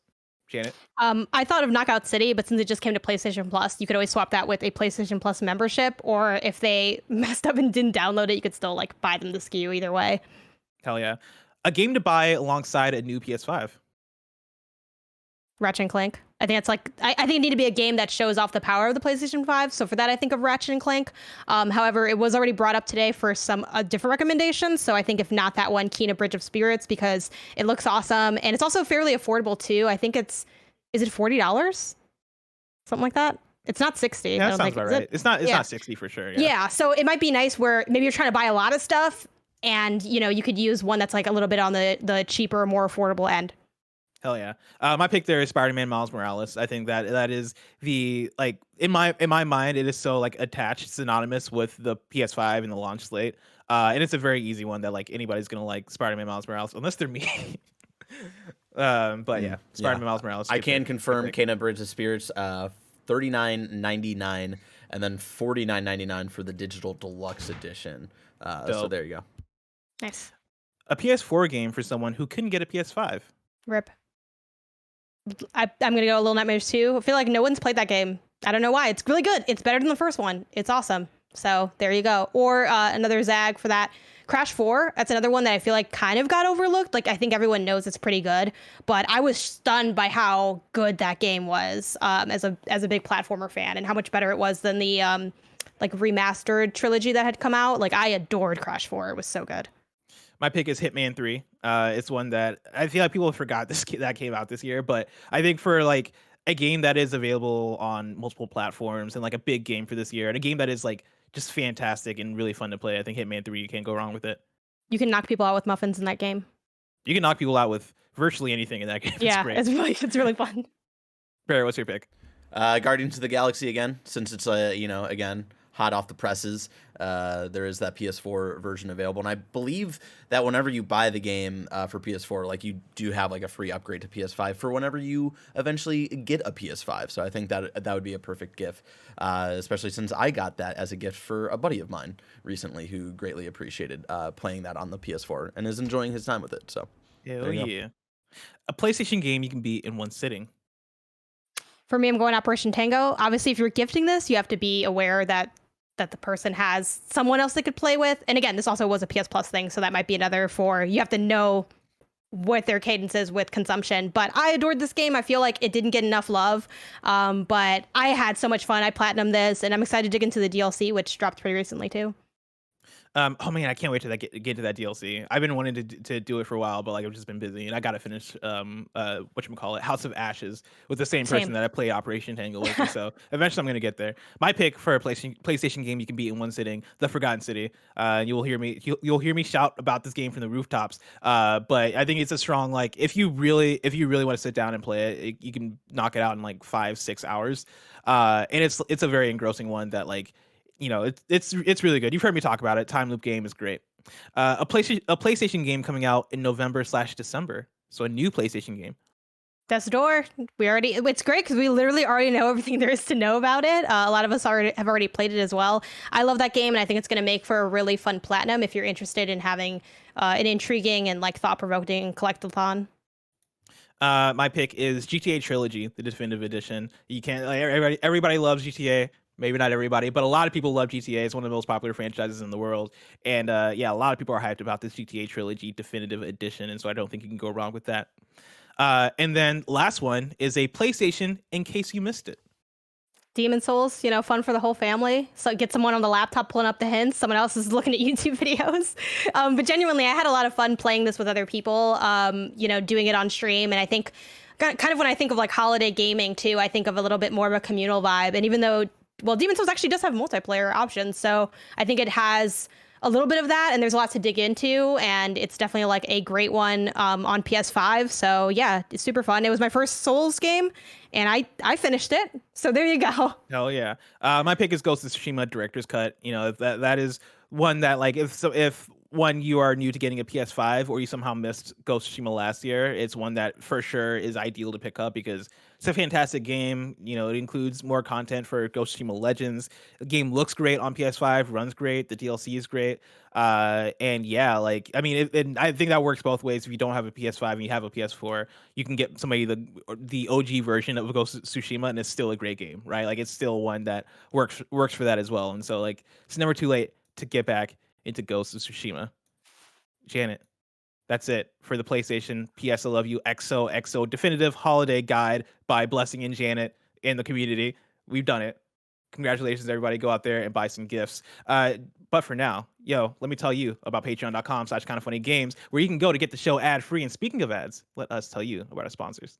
This episode is brought to you by Arcane, the Netflix original series from the creators of League of Legends. Arcane is a 9-episode, 3-part series that follows the story of 2 young girls, Vi and Powder, who were born in the Undercity beneath Piltover. Their eagerness to prove themselves sets a series of events in motion that take their relationship to its breaking point and transforms them forever. Witness the animation event of the year and see the champions you know and love like never before. Vi, Jinx, Heimerdinger, and Jace's stories will all intertwine in this action-packed series. Whether you've played League of Legends for ages or if you're brand new to Runeterra, Arcane is the perfect introduction to League of Legends' vast worlds, following the origins of some of its most iconic characters. It dives into the stories behind one of the most played games of all time, and now you can too. Prepare for the epic battle that's only the beginning. Arcane is now streaming exclusively on Netflix. Next up, shout out to Native. It's the best smelling season of the year, and thanks to Native's new seasonal scents, you guys are gonna be able to smell real good, just like I do everywhere I go. We're talking about deodorant. Native deodorant is formulated with ingredients that you know and love, like shea butter and coconut oil. They never use parabens, aluminum, or sulfates. Get out of here. No, yet it keeps you smelling amazing all day. They've got classic scents, and now their holiday-inspired collection like candy cane, sugar cookie, and fresh mistletoe. And it's not just us at KindaFunny that love Native. They have over 15,000 5-star reviews. Gia loves Native. She loves all this stuff, and she smells good all the time. She actually got me using it. She inspired me, and now we're a really good smelling family. That all rhymes. Keep the scents of the season with you with Native's limited time holiday scented deodorants. Go to nativedeodorant.com and use code KFGames to get 20% off your first purchase at checkout. That's nativedeodorant.com, code KFGames for 20% off. nativedeodorant.com, use the code KFGames. And next up, shout out to Honey. Shopping online from your PJs is is the best, unless you're doing it without Honey, because Honey is the free shopping tool that scours the internet for promo codes and applies the best ones it finds to your cart. Honey supports over 30,000 stores online, from tech and gaming sites to fashion brands and even food delivery. It's also super simple to use. When you go to checkout, the Honey button drops down. All you got to do is click apply coupons. If Honey finds a working code, you just watch the prices drop. Just last week, I was buying some new furniture for the studio, and Honey saved me hundreds of dollars. It's so fantastic, so easy to use. I've been using it for years, and I am never going to stop. If you don't already have Honey, you could be straight up missing out on free savings. It's literally free and installs in just a few seconds. By getting it, you're doing yourself a solid and supporting this show. You guys should check it out. Get Honey for free at joinhoney.com/kinda. That's joinhoney.com/kinda. And finally, shout out to Chime. Did you know that in 2019, traditional banks made $11 billion in overdraft fees? That is a bonkers number. But Chime does things differently. Chime is an award-winning app and debit card that saved its members over $10 billion in overdraft fees with Spot Me fee-free overdraft. You deserve to have financial peace of mind. Join the millions of Americans already loving Chime. Sign up takes only 2 minutes. That doesn't affect your credit score. Get started today at chime.com/kfgames. That's chime.com/kfgames. Banking services provided by and debit card issued by the Bancorp Bank or Stride Bank, NA, members FDIC. Spot Me eligibility requirements apply. Overdraft only applies to debit card purchases and cash withdrawals. Limits start at $20 and may be increased up to $200 by Chime. Chime member overdraft fee savings based on eligible members' use of Spot Me versus $33 average overdraft fee. Overdraft fee data based on bank rate, checking account survey, and CRL June 2020 overdraft fees report. Remember, chime.com/kfgames. Janet, hit me with those PlayStation updates. All right. And we're going to skip over doing the Horizon gameplay breakdown just because that was done on KindaFunny Games Daily. So go check out that episode if you're interested in hearing. Blessing, you were on that, right? Yeah, that was me. That was me and Tim. Yeah, if you're interested in hearing Blessing and Tim break that down. But for now, let's talk about Dreams joining forces with Ghostbusters Afterlife for official minigame based on the movie. This comes from Stephen Tailby at Push Square, who writes, Dreams is whatever you want it to be, and Media Molecule is using that potential to forge some amazing collaborations with other brands. The latest of these is a team-up with Ghostbusters Afterlife, the new reboot of the classic film franchise. Dreams community members Slurm McKenzie, also just amazing names here. Great name. Fantastic and name. Byvsen, like Byvsen, were contacted by the studio to help put together a minigame based on the movie, and the end result is playable in the game right now. Simply called Ghostbusters Afterlife, this short arcade experience is available to play in Dreams from now until February 28th, 2022. The minigame is a first-person experience in which you try to capture ghosts in a warehouse using the iconic proton beam. You'll have to wrangle with the ghosts to reel them in and trap them, but causing too much damage to the environment will run up a damages bill, which is taken from your score. In the video, you can watch some of the film's cast and crew play the game, including Finn Wolfhard and director Jason Reitman. So, Blessing, are you excited at all about this collaboration? And if not, what are some collaborations that you want to see come through with Dreams in the future? So am I excited for this collaboration specifically? No, I don't really care. But like, I do think the idea of it's like we're going out of our way to hurt Greg. Like, there's so many moments on this show. But like, I'm sure Greg does. Like, I'm sure Greg cares about the idea of it. Greg's not gonna play this Dreams game and have a good time. Like, he's gonna play it and go, "Oh, that was crappy, but at least I got some like Ghostbusters Afterlife in me." I don't know. Like, I mean, isn't that part of the Ghostbusters culture though? At this point, is this you roasting Ghostbusters? I mean, I asked a question. That's all. I'm just Ghostbusters 1 is a classic movie, and that like I will not stand for Ghostbusters 1 slander. I can't speak for 2 or 2016. But Ghostbusters 1 is a goddamn classic movie. Give it some respect. This minigame actually looks pretty good, too. That the video footage that we have pulled up. It looks all right. It looks like a Dreams game. That's my thing is it looks like a Dreams game. And like, I know people use that as like an insult all the time. And I'm like, hey, Dreams games can look great. And that's my issue with this, is that this doesn't look like one of like the Dreams games that will make you go, oh shit, this is made in Dreams. It looks like a Dreams game that was made in Dreams that like doesn't make me really want to turn on the game. And this collaboration just strikes me as a very interesting and kind of weird one, but also very like visibly, oh, you guys are doing this because this is Sony, right? This is Sony Pictures. It is Sony Interactive Entertainment. One of the departments went to the other department and went, how can we cross promote, synergize, guys? Yeah, exactly. Like, how do we cross promote? What do you guys have that we can use? And then SIE went, we have Dreams. And like somebody there was like, actually, we do need to like get Dreams like a bump. And so, yeah, let's do this. Maybe this will be a cool thing. Get the stars of the movie to play this Dreams thing. That's what this is. And I think it's fine. Like, I think it's a cool idea in theory, but what I want are more Dreams collaborations that feel more inspired and feel more creative and feel more exciting. Because earlier in the year, there was the collaboration with Mercedes, which was also a really weird thing for Dreams, and also felt very like, all right, cool, let's do this very like corporate collaboration that doesn't really make sense but could be interesting.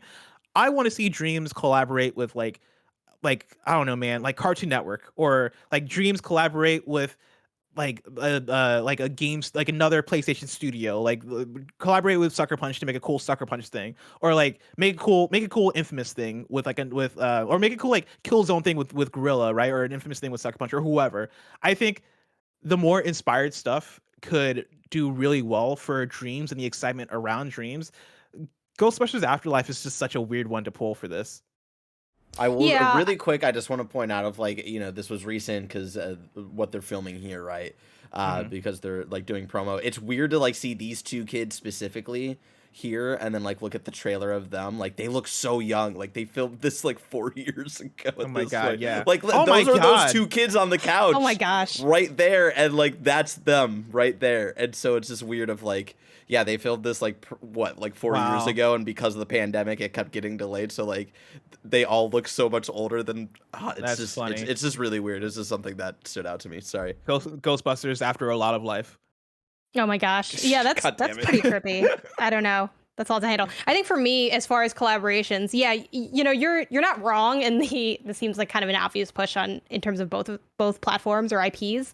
I think to the Sony point of things, one of my favorite moments in Dreams, and I wish I knew the name of the creator. Maybe I'll try to dig it out of my like dream. You can favorite things in Dreams and stuff like that. But I went to like in Dreams a PlayStation amusement park, and it was awesome. Now again, it was a little bit jank, right? It did look like you could tell that it was made in Dreams or whatever, for lack of a better phrase.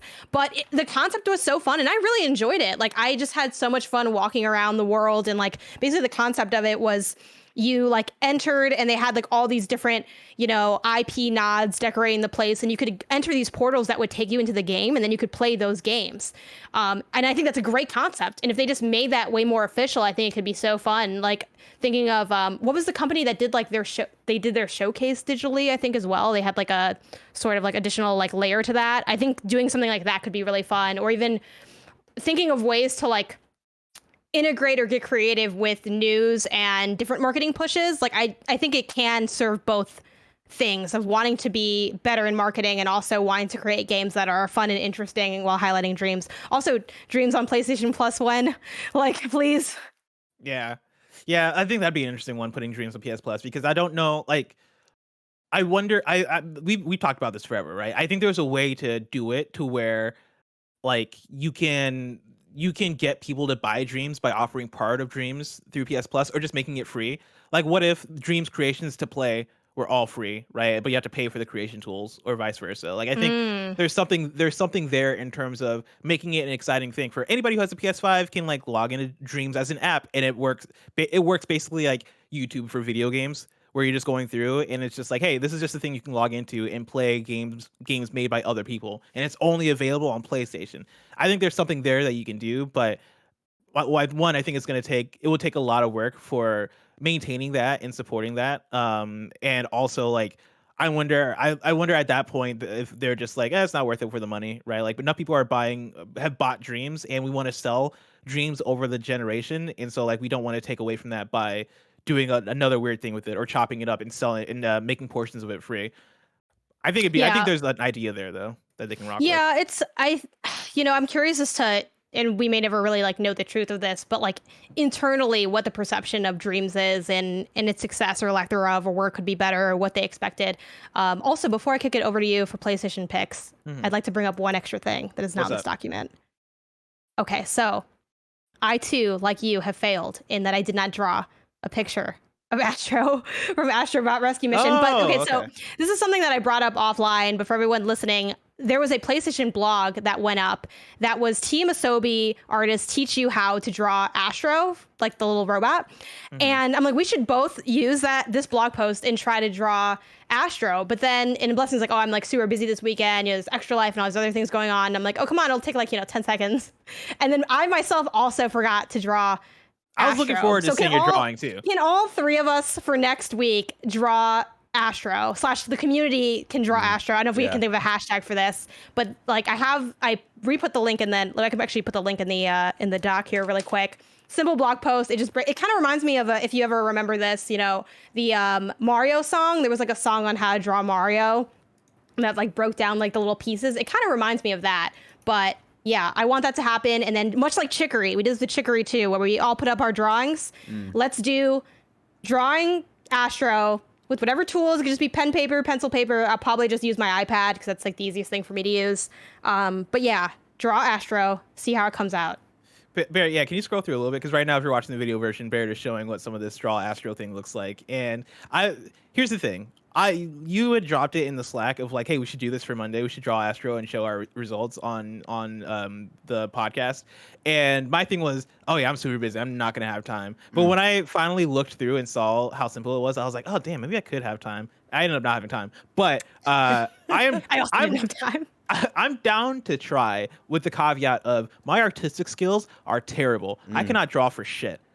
I was that kid in kindergarten that was not coloring in the lines, Janet. Oh, me too. Like I don't have like artistic prowess in any way. Like as a really young kid, I was interested in drawing and I tried a little bit, but that kind of died off when I was like in 5th grade. So I don't really draw anymore. Also, I want to point out that one of the team members, when asked what tips can you get, and please read the vlog because it's so funny, what tips can you give to draw Astro, said he has a big head like a baby.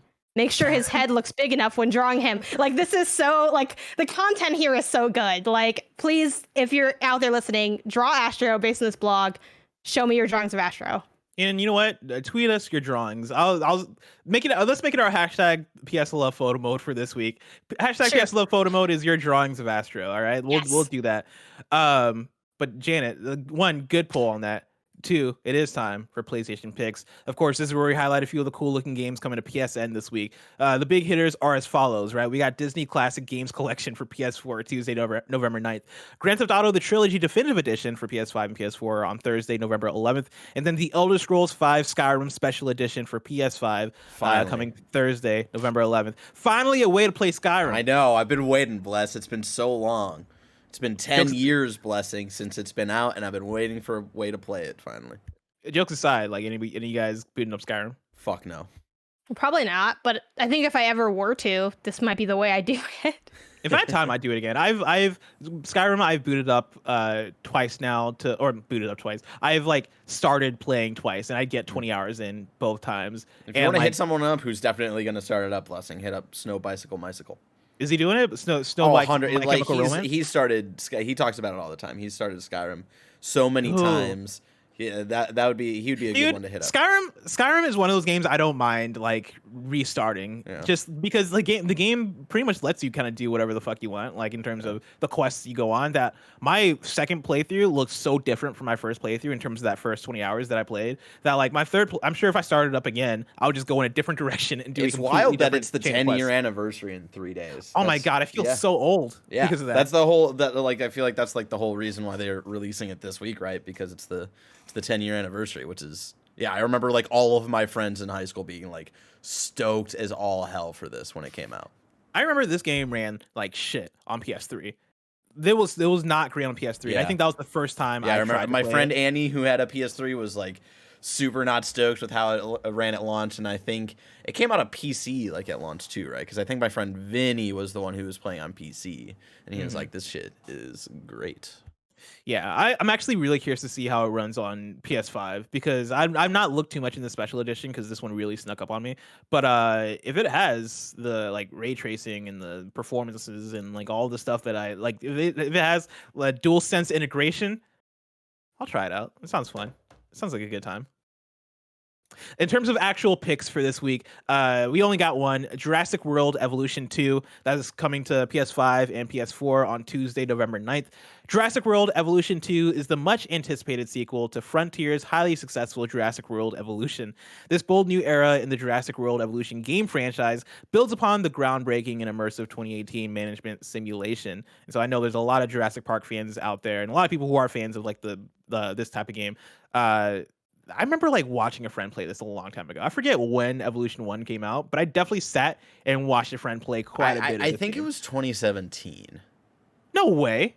What am I thinking of? For the first one, Jurassic World Evolution? Yeah, this came out Jurassic World. Then I must be thinking of a different Jurassic. There was definitely a Jurassic Park management. No, it's 2018 that this came out. That the first one came out. Yeah, you're thinking of someone else. I'm typing in Jurassic Because I remember Park. I was working at IGN when this came out. Because I remember I had help for coverage for it. Oh, now I'm so curious. Okay, there was a game called Jurassic Park Operation Genesis that came out in 2003 for PS2, Windows, and Xbox. I think that was the one. That's wild. Yeah, that was the one. Yeah, because like I remember that was the game that I would like sit at a friend's house and they would play in front of me, and I'd be like, "This kid's a nerd. Where's the God of War? bring out the action games. Why am I watching you play around with dinosaurs?" You're sitting here judging people as they play their games. Like they invited you into their home. Bless damn. Because he was the cool kid. It was Addison. I talk about Addison all the time because he let me borrow Shadow of Colossus and San Andreas. Addison was the kid who had all the cool So games. this is why you are how you are, because of Addison. Yeah, so 100%. I owe Addison a lot. But like Addison was always the kid who would make me watch him play video games all the time. And so like he was the one, like he also like he introduced me to GTA 3 and Vice City, and eventually would lend me GTA San Andreas. But I didn't appreciate San Andreas until I actually like owned it. But yeah, I was at his place all the time, and I would watch him play video games. And he always had the cool games, so I didn't mind it. I was like, oh shit, like you got the good stuff. You got God of War. You got like all the shit that like is really cool.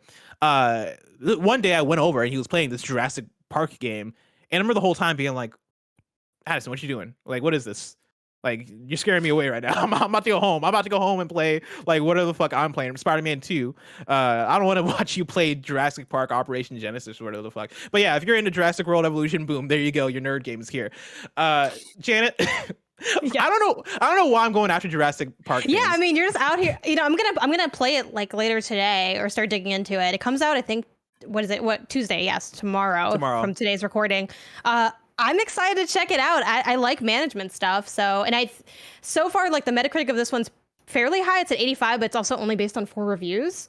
So it's like, I don't know.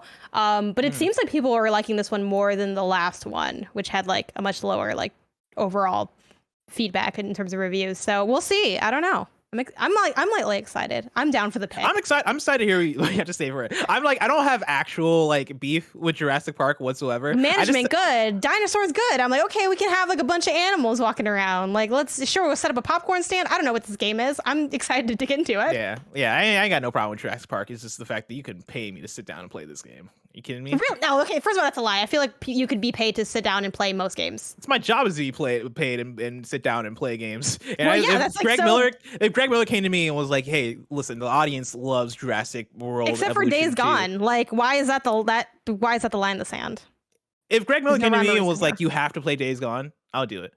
Yeah, but that'd be also like so aggressive. Like, what it would be because I would also be like, "Why?"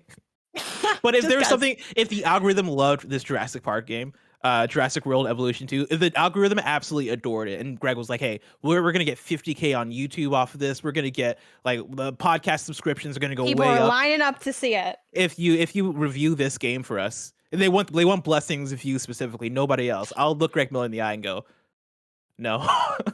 Oh my god! You know what? I'm gonna let you know how it is. Watch it low-key be fire. So I don't know. Honestly, if you have good things to say about it, I could be convinced. I'm being over the top right now, but like, I don't know, man. I could be convinced to check this one out. If you really like it, if you tell me it's a game of the year contender, I'll let you know what I think. Ryan in the chat says Barrett needs to pull rank and get blessed to play it. See, again, we're feeling out the CEO junior powers here, and this doesn't feel like something necessarily like I feel the need to pull rank on, you know. So many people also hit me up and say like, you need to make Blessing do this, and I'm like, I don't like know what? what you think my relationship is with Blessing or in this company, but how like just, what do people want me to do? What are they saying? They just want you to enjoy your time with the dinosaurs. Okay. Oh yeah, there's that too, but the hype's real. Anybody got time to play around with these dinosaurs? Maybe we'll make it like a Patreon, like a kind of funny day. If you guys hit our goal of 50,000 or whatever numbers we have for kind of funny day, I'll play Jurassic World Evolution 2. God forbid. Janet, what you been playing? I finally started the Forgotten City.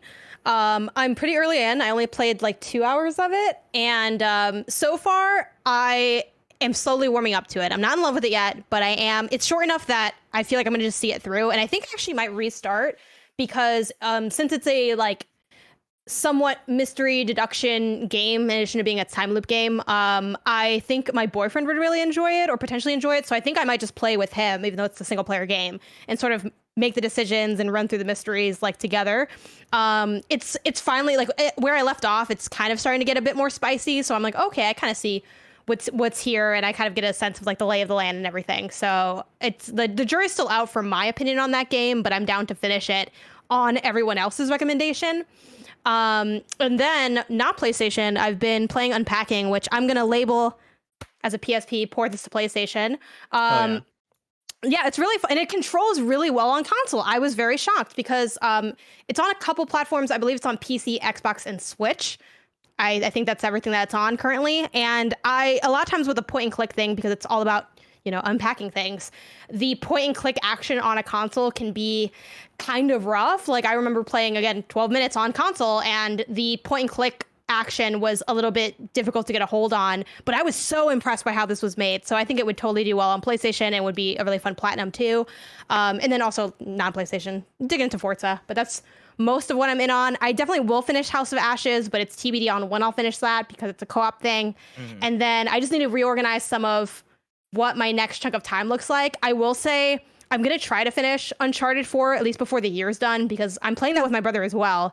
And he's like, I want to go into 2022 not currently playing any games with you. Not that he doesn't want to still play games with me, but we have like that game. We have Uncharted, we have House of Ashes, we have Route, I think it's Route 96 is the name of the game, and like maybe like one or two other ones kind of just floating in the wind. So we're trying to get through that co-op backlog we've created for ourselves. So, but I'll keep y'all posted on my progress on that. I just got to find the time for it. Road 96 is it, by the way? Yes, Road 96, which I really enjoyed. I just did not end up finishing yet. Now, Janie, here's what I'll say. I know you were a teacher in the past life. Don't wait to play Horizon Zero Dawn. Get started on that, because I'm scared that we're gonna make it to the end of December, and like you're gonna like want to play it on your break, but then also you're gonna want to take a break during your break, and like you're not gonna have that game finished by January because you waited so long. Get started on that like in the next few weeks. That's all I'm gonna say. I will put Uncharted to the side, because nobody has faith that you're gonna like Uncharted at this point. I will get it finished. I appreciate your concern.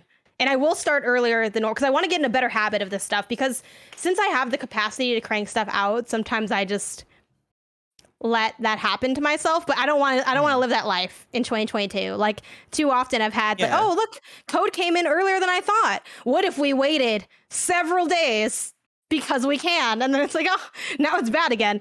But yeah, I can do that. I can pull off some incredible feats, but I don't think I should. Take your time in Horizon, like live in it. Don't rush it. It's not a game that's meant to be rushed. Okay. You know, have fun with it.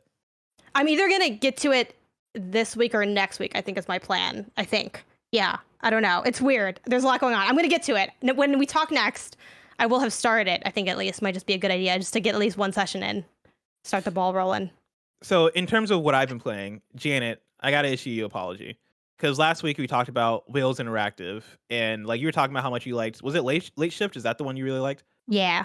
So that's one they're actually playing that right now on our Twitch channel. People want to check out the I was gonna say vlog, the VOD for that one on youtube.com. So it's kind of funny plays. But we played Bloodshore last week, and like my thing is we talked about Wales Interactive a lot. You know, they're a publisher that like they put out FMV games all the time, and like it's a varying quality. But like I was not expecting to, like, you talked about how much you loved Late Shift.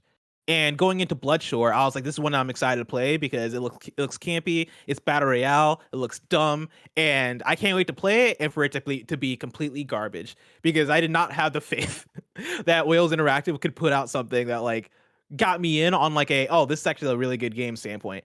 Bloodshore is actually really good. We played and beat it. We played it on stream last week, and we played it twice. That's how much we were into it. We played it twice in one stream all the way through because we were enthralled with the choices and the characters and all these things. So to catch people up if they've not heard of Bloodshore, right? FMV game, choose your own adventure story. It is, like real characters, like real actors playing characters and all these things, right? Like complete FMV throughout the entire game. The setup for the story is that you are playing an actor who is on their way to like this battle royale scenario on an island, with a bunch of different influencers and people of like high popularity status. As the game is introing, they show like a lot of different celebrities / influencers that are also going to the island, and they show all their follower accounts, right? It's like 40k followers, 1 million followers, 100k followers, all this different stuff. Varying levels of influencers are gathering on this island for this big game show like battle royale scenario where they are going to kill each other. And like you play as I think his name is Nick. Yeah, his name is Nick. You play as Nick. You drop on this island, and like there's some deeper aspects to it in terms of like, why is Nick really here? There's like some Squid Game to it if you've watched Squid Game, in terms of like there's like what is the mystery at play? What is like the conspiracy or whatever? It has all those elements. The thing that took me by surprise with this game, well, there are a few things, right? One of the things that didn't take me by surprise, I'll start with, that I liked was how campy the game is, because Wales Interactive doesn't necessarily stray away from campy and corny and like, hammed up, over the top, all that stuff. And this game definitely goes for it in terms of it is battle royale. The actors are giving their all. Like it is the most like over the top acting, the most over the top scenarios. Like the first thing that happens when they jump out the plane onto the island, somebody's parachute doesn't work or some shit, and they fall and they die or whatever. And like their first reactions are, oh man, like are we gonna get disqualified for this? Like somebody's like taking pictures and all this stuff. God. And it's like the characters are such terrible people, and like they're such like over the top celebrities, and like they go full in on that in a way where I'm like, these guys get it. They know what they're making. They know they're making something here that is like kind of it's junk food in terms of what the story and what this thing is delivering you. So that's one. The thing that caught me by surprise was how good the choices were and how different the scenarios you can find yourselves in, like how different the scenarios were in terms of the choices you make and how they diverge the storyline. There's like a cool like romance factor at play where like there are two characters they can very obviously romance in Bloodshore, and they make it very obvious. And when we first played through this game on stream, it seemed like the romance characters would just like it seemed like you would choose one of those characters and they would get rid of the other one, and that character would just be your romance character for the game, and they would kind of play the same role. Because like there's ways in which the group that you're with kind of they separate, and like you end up with certain people on the ship. I was surprised by when I went back in for the second playthrough how different my second playthrough was depending on like who I decided to go with and like choices I made in the game. I got virtually completely different storylines for what was the same overarching story in Bloodshore. And it blew me away how different and how interesting those storylines were. Again, like not super deep, not super in depth, not necessarily like oh shit, this is Oscar worthy or whatever. But just in terms of, hey, we're giving you option and we're allowing you to make these choices in this fun battle royale scenario that I think anybody would kind of be down for in terms of playing a story in that setting. The way they go for it and the way they make your choices really matter and really feel weighted in this dumbass scenario, I think were really fascinating and really cool and honestly really satisfying by the end of it, to the point where I was like, oh shit, okay, no, this is good. I now believe Janet that late shift is probably good because they got goodness in here. No idea why you're randomly tying these two games together, but the fact that, Bloodshore heard what you said, and they're like, we're going to bring the heat, even though obviously that doesn't make sense. The game was already developed and the codes were already distributed. But Yes. Oh no, I was roasting them before. I played Complex. That's where I was like, that's where I was like, Whales Interactive ain't got the stuff. Bloodshore convinced me that they got the stuff, and now I'm actually excited to check out Late Shift eventually. I forgot what the other Whales Interactive game that I played where I was like, oh, Late Shift was like a one-time thing where I was like, 5 dates. No, maybe I didn't end up digging too much into. Oh my god, now I remember. I think, oh, is this real? Was this them? It was I Saw Black Clouds. That's them. Yep, that's them. Oh, did you play that? No. It don't like like straight up do not. It is like it is rough. But after playing that, I was like, oh, I see like not all of your portfolio is like quite the same, even though the general conceit is the same. That's really cool to hear because I want to play Bloodshore as well, and I'm often playing these FMV games again with my family, so we were going to check it out regardless just to see how it was, but to hear that it's actually pretty good is really exciting because I really love that genre a lot and it doesn't get a lot of support. But when are you playing Late Shift? I'm out here playing like 8 games at once. I'm also playing like a lot of games at once. Late Shift, I got to figure out when I'm playing it. I'm kind of sad that they did the stream without me because I would have wanted to be it. But and they're I'm doing sad that I couldn't jump in on the Bloodshore one. But yeah, it was Maggie's birthday, so I was kind of busy doing birthday stuff. Yeah, and they're doing the Late Shift one literally as we record this episode. Like they're still in there doing it. So I don't know when I'm gonna jump into it. Like I still got to finish House of Ashes because I'm still in like the final chapters and I cannot organize time with Yami to get in and actually finish that. But I do want to check it out because those games are quick too, right? Like for folks listening, it is an hour and a half long game, Bloodshore. Yeah. It is. We played it twice again in one stream, and like that stream went a little bit long because we were having too good of a time, which probably puts into perspective like how much we enjoyed that game. But yeah, and like even when I say it's good, right? Like I'm mainly talking about the choices and like the how much it leans into its own stupidity and ridiculousness. It is like don't go to Bloodshore for a great battle royale movie necessarily. Don't go to Bloodshore for like a great battle royale game. Go to Bloodshore for a good FMV experience that is going to make you like that is going to make you invested in the choices. Because me, Mike, and Kevin, and Nick, because we all streamed it together, we're super invested in the choices and these characters and like their dumb relationships and like, oh, like what's this person's relationship with this person? Oh, it looks like they're exes. Oh, like this person is obviously gonna betray you, right? No, this person's gonna betray you. And like everybody having different ideas of this is the person that like is the mole, because there's like a specific person that's there that like kind of has a backstory to it and you don't know who that person is. And so the experience of trying to figure out who is the person in this cast that is like the shady one. It's so good and it's so fun and it takes you on such a journey. And I've not had a FMV game like this that has rewarded multiple playthroughs like this one, because the second playthrough somehow made the game twice as good. The first playthrough we got an ending that wasn't necessarily a great ending, but like I just assumed that was the ending. I was like, we did everything right. Like there's no way we could have avoided that ending. And then when we played again and went a completely different route, it gave so much. It's almost as if we did it the way it was supposed to be done, where the second route gave so much context and so much like such a different angle to that original route that we took that I was blown away. I was like, dude, they did their thing. They were in the Duffy in this one. And so shout out to Bloodshore. I've also been playing Riders Republic, and that game continues to be very good and very fun. Nice. That's all I got to say about it. Now, Barrett has been playing some games. Barrett mentioned earlier that Barrett was playing some of that Chicory, A Colorful Tale, Beat Chicory. Yeah. Barrett, you've also been playing The Forgotten City. Yeah. I've only put an hour into The Forgotten City. I'm digging it. Surprising, kind of related to what Janet was saying about restarting it. I was playing it with one Alyssa around, and she was immediately hooked into like the premise and all this stuff. And it's kind of got like we were both saying it reminds us a lot of like Doctor Who, or you get transported into like this very specific place and time, and you're helping solve this mystery and stuff like that. So we're still very early in the story. I think this is like, because of how quickly she got hooked, I was like, all right, I'm gonna have to wait to play this until like she can sit around and watch and like have me do certain things and stuff like that. But yeah, about an hour in, I'm definitely digging it. I'm liking some of the characters that we have met so far, and I'm interested to discover what the kind of the solution to this mystery is, right? Because my prediction is that like it's all of them. It's the entire fucking city. And that I trust no one right now. But again, I'm only an hour in, so we'll see how that goes. Chicory, A Colorful Tale. Yeah, I told y'all, I think, on the Games Daily post show on Friday or Thursday maybe, that I had beaten it. It will probably be on my top 10 games of 2021 after, not touching it past the first chapter in 4 months. Finally went back to it, gave it its full due diligence, and yeah, quickly fell in love with the story and the characters in the world.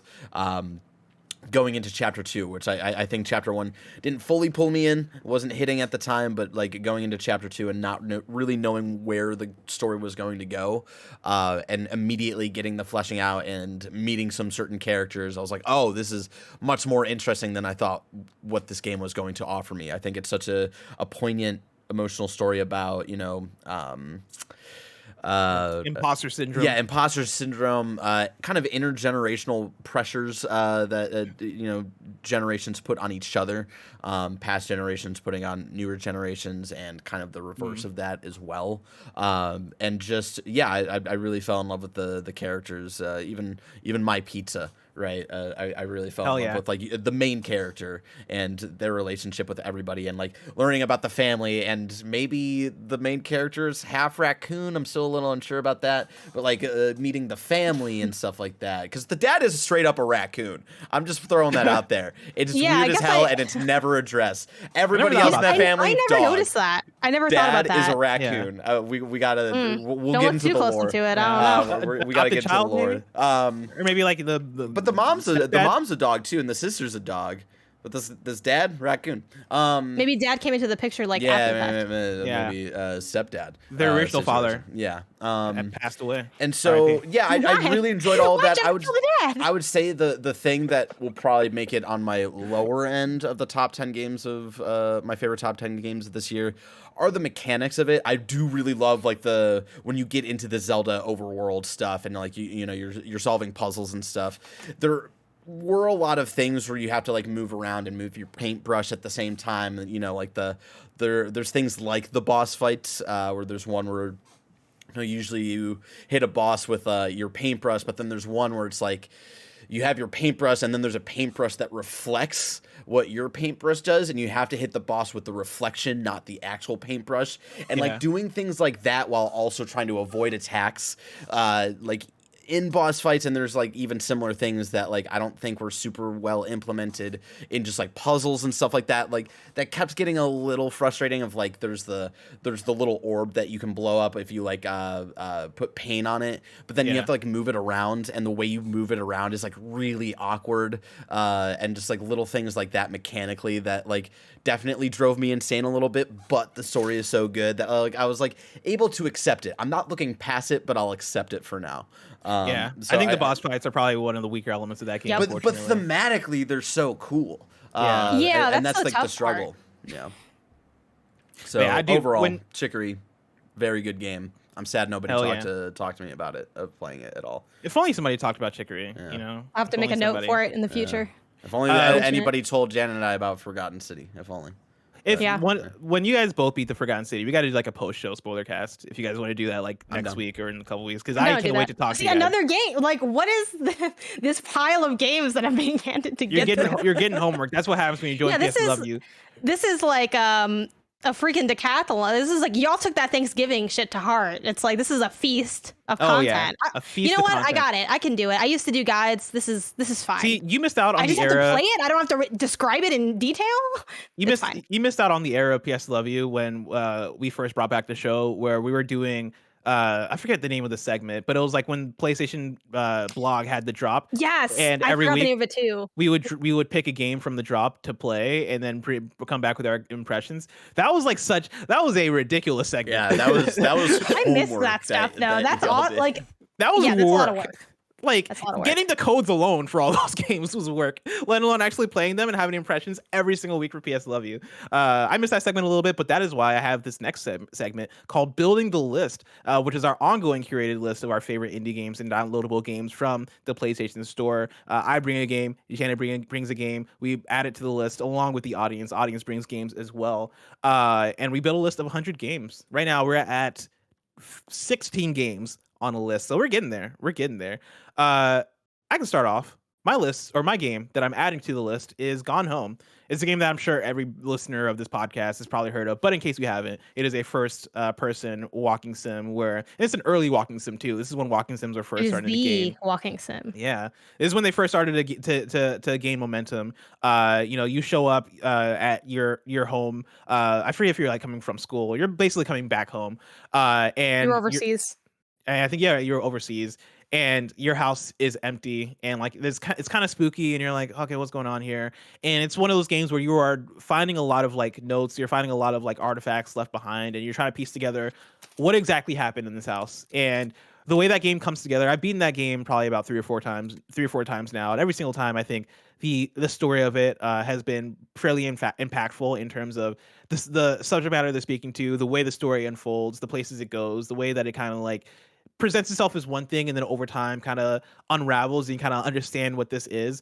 I think they do that so well in the way they capture the era of it, because it takes place in the early 90s. The way they capture the early 90s setting of Gone Home just within this one big house, I think is done super well. And it's one that I always get hyped to go back to and play, because it's a fairly quick game. You can beat it in like a few hours, and it's just a nice quick story that for me was super touching the first time I played it, and continues to be touching every single time I return to it. Yeah. Did you ever play it with the developer commentary on? Oh, did I? No, I don't think I have. I don't think I have. I'm not sure when that was available or if it was even available at launch, but yeah, I had played it probably like in 2016. So fairly recently was my first time playing Gone Home, and it had that feature. And I remember it's so fun because you walk back through essentially the game again, but you have that commentary over it and you get to like learn all these fun factoids. They also have really cool settings in that game where if you heard Blessing say that like it's a little spooky and you're like, no, there's a setting where you can like have the lights turned on when you walk in, and then it's like literally not in any way scary at all. Not that it's by any means like a horror game, but just the fact that it's dark and you don't know what's going on, like it's a little eerie in terms of that. But I love all those like extra features they have on there. What's your submission? I'm going with Celeste. I feel like Celeste is kind of a known quantity at this point. So in some senses, I approach this list and I'm like, I kind of want to pick something that people don't know about as much. But at the same time, I don't think we can have this list without having Celeste on there. Like, it's just such a freaking good game.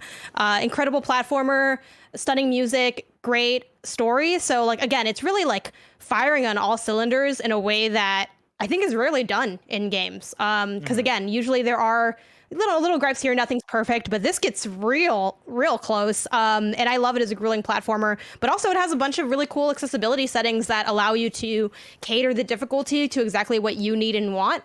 So it's absolutely a game that pretty much anyone can play in terms of skill level with platformers. And it is so fun and surprising, and it develops in such a cool way. Yeah, I really love that game. So definitely play it if not already.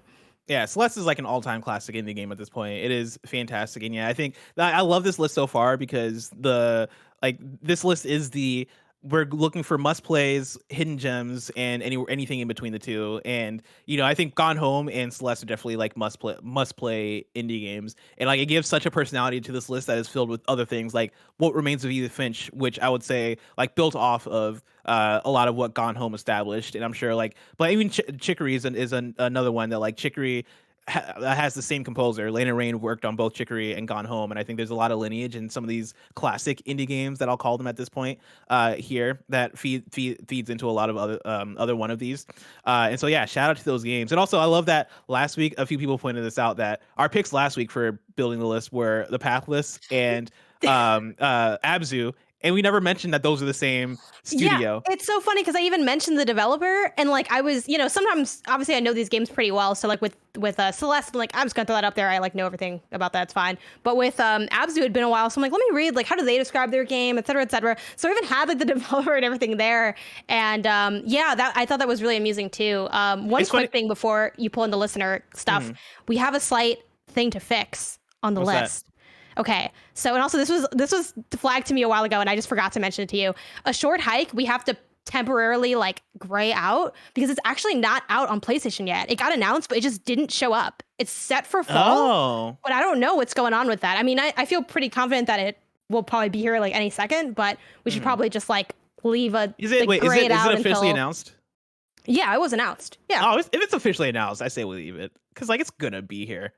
But will Right? it? What if it gets delayed? But I think it'd be awkward for if it got delayed and then we're like, by the way, it's delayed. Also, here's our, you know what I mean? Like, I don't know. Like, I just thought I'd point it out. So sorry. Okay. But also thank you though, the person who corrected me, because that means you cared enough to actually go in and like flag these, which I really appreciate that as well. But yeah, sorry. If you want to play a short hike, you do have to wait a little bit. Hopefully it's any day now, but I'm not sure what's going on with that. I'm adding like a bunch of asterisks next to a short Sure. hike that is announced, but not yet available.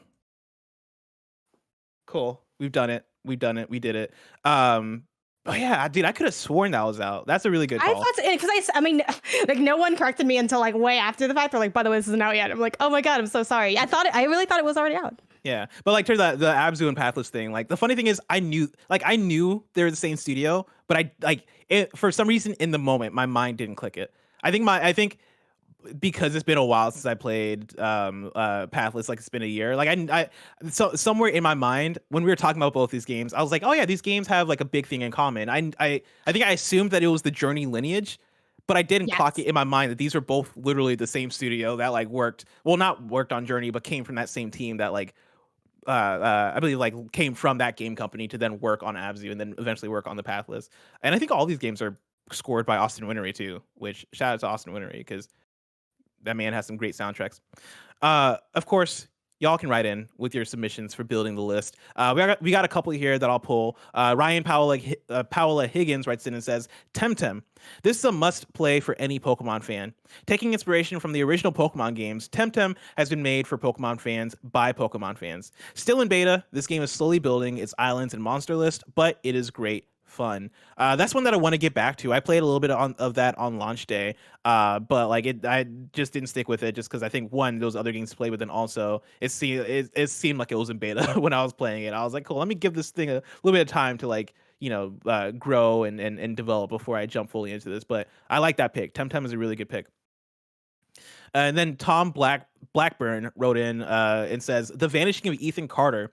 It is a detective walking sim about putting together the mystery of a missing boy.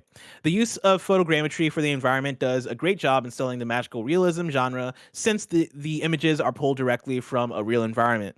It also means that even though I played this a few years ago, it should have aged well visually.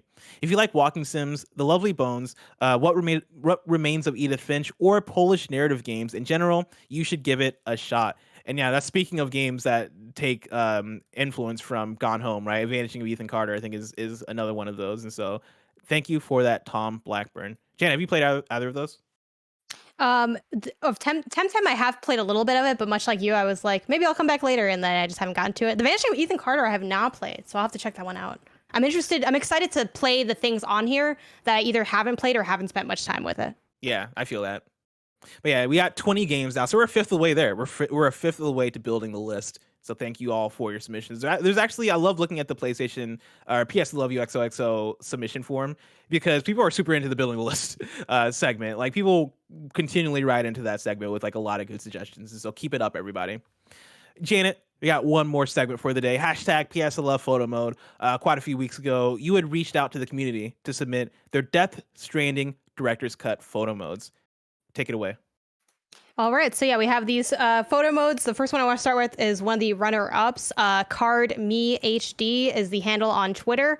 And Barrett, if you could just pull that up. It falls into a category that like I often find myself gravitating to for these photo mode picks, which is to say that the photograph is like very much overly saturated with like one specific color. So it's essentially all red with just like the like a glow in the center and everything else is silhouetted. So I really like that. It's kind of something I'm drawn to with these photos in general. And then sorry, I was confused because I pulled up the original tweet and I feel like Card Me HD took someone else's tweet and submitted it for PSI Love photo mode because they like retweet it or they quote tweet it. Oh and yeah, tag someone else with it. So shout out more to JPR. Photo Gamer 8. Yeah, sorry, I missed that. That's a like good straight call up out. theft. Yeah, that's come on. You guys submit your own photos. What is this, man? What are you doing? Who was this person's name again?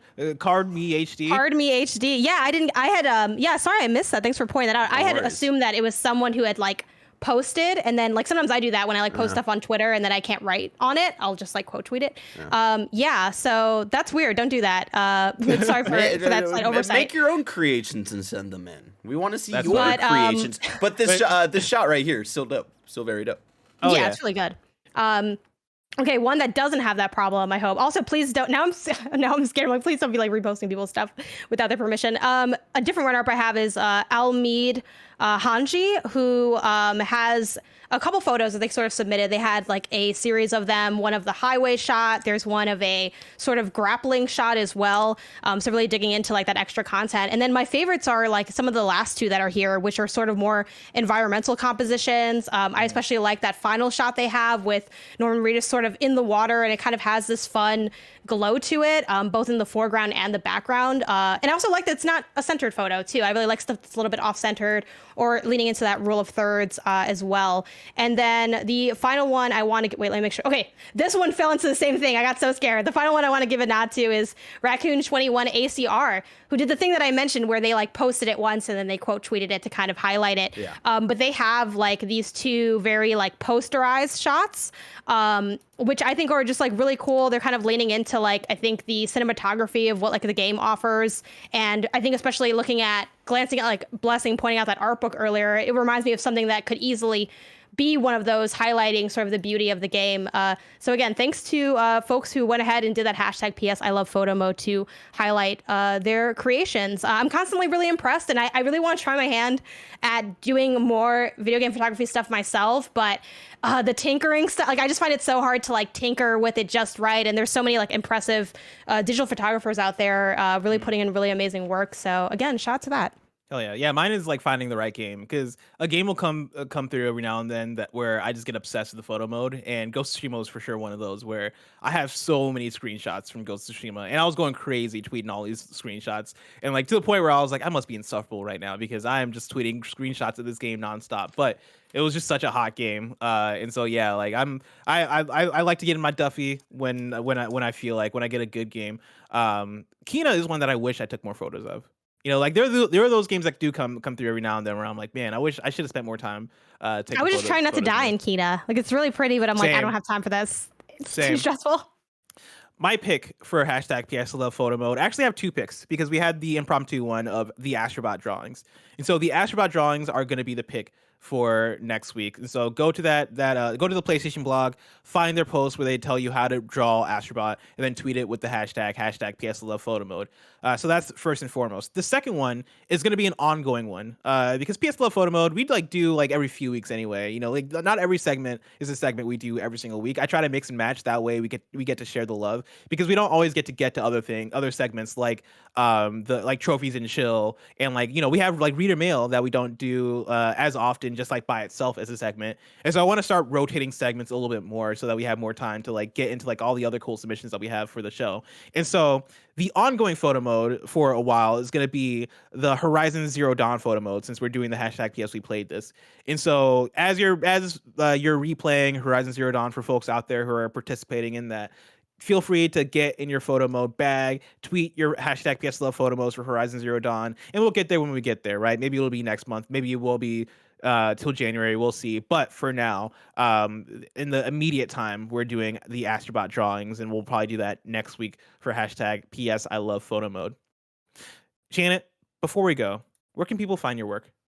You can find me across the internet under the handle GameOnysus. That's Game ONYSUS. That's Twitter, Instagram, Facebook, Twitch, YouTube, everywhere.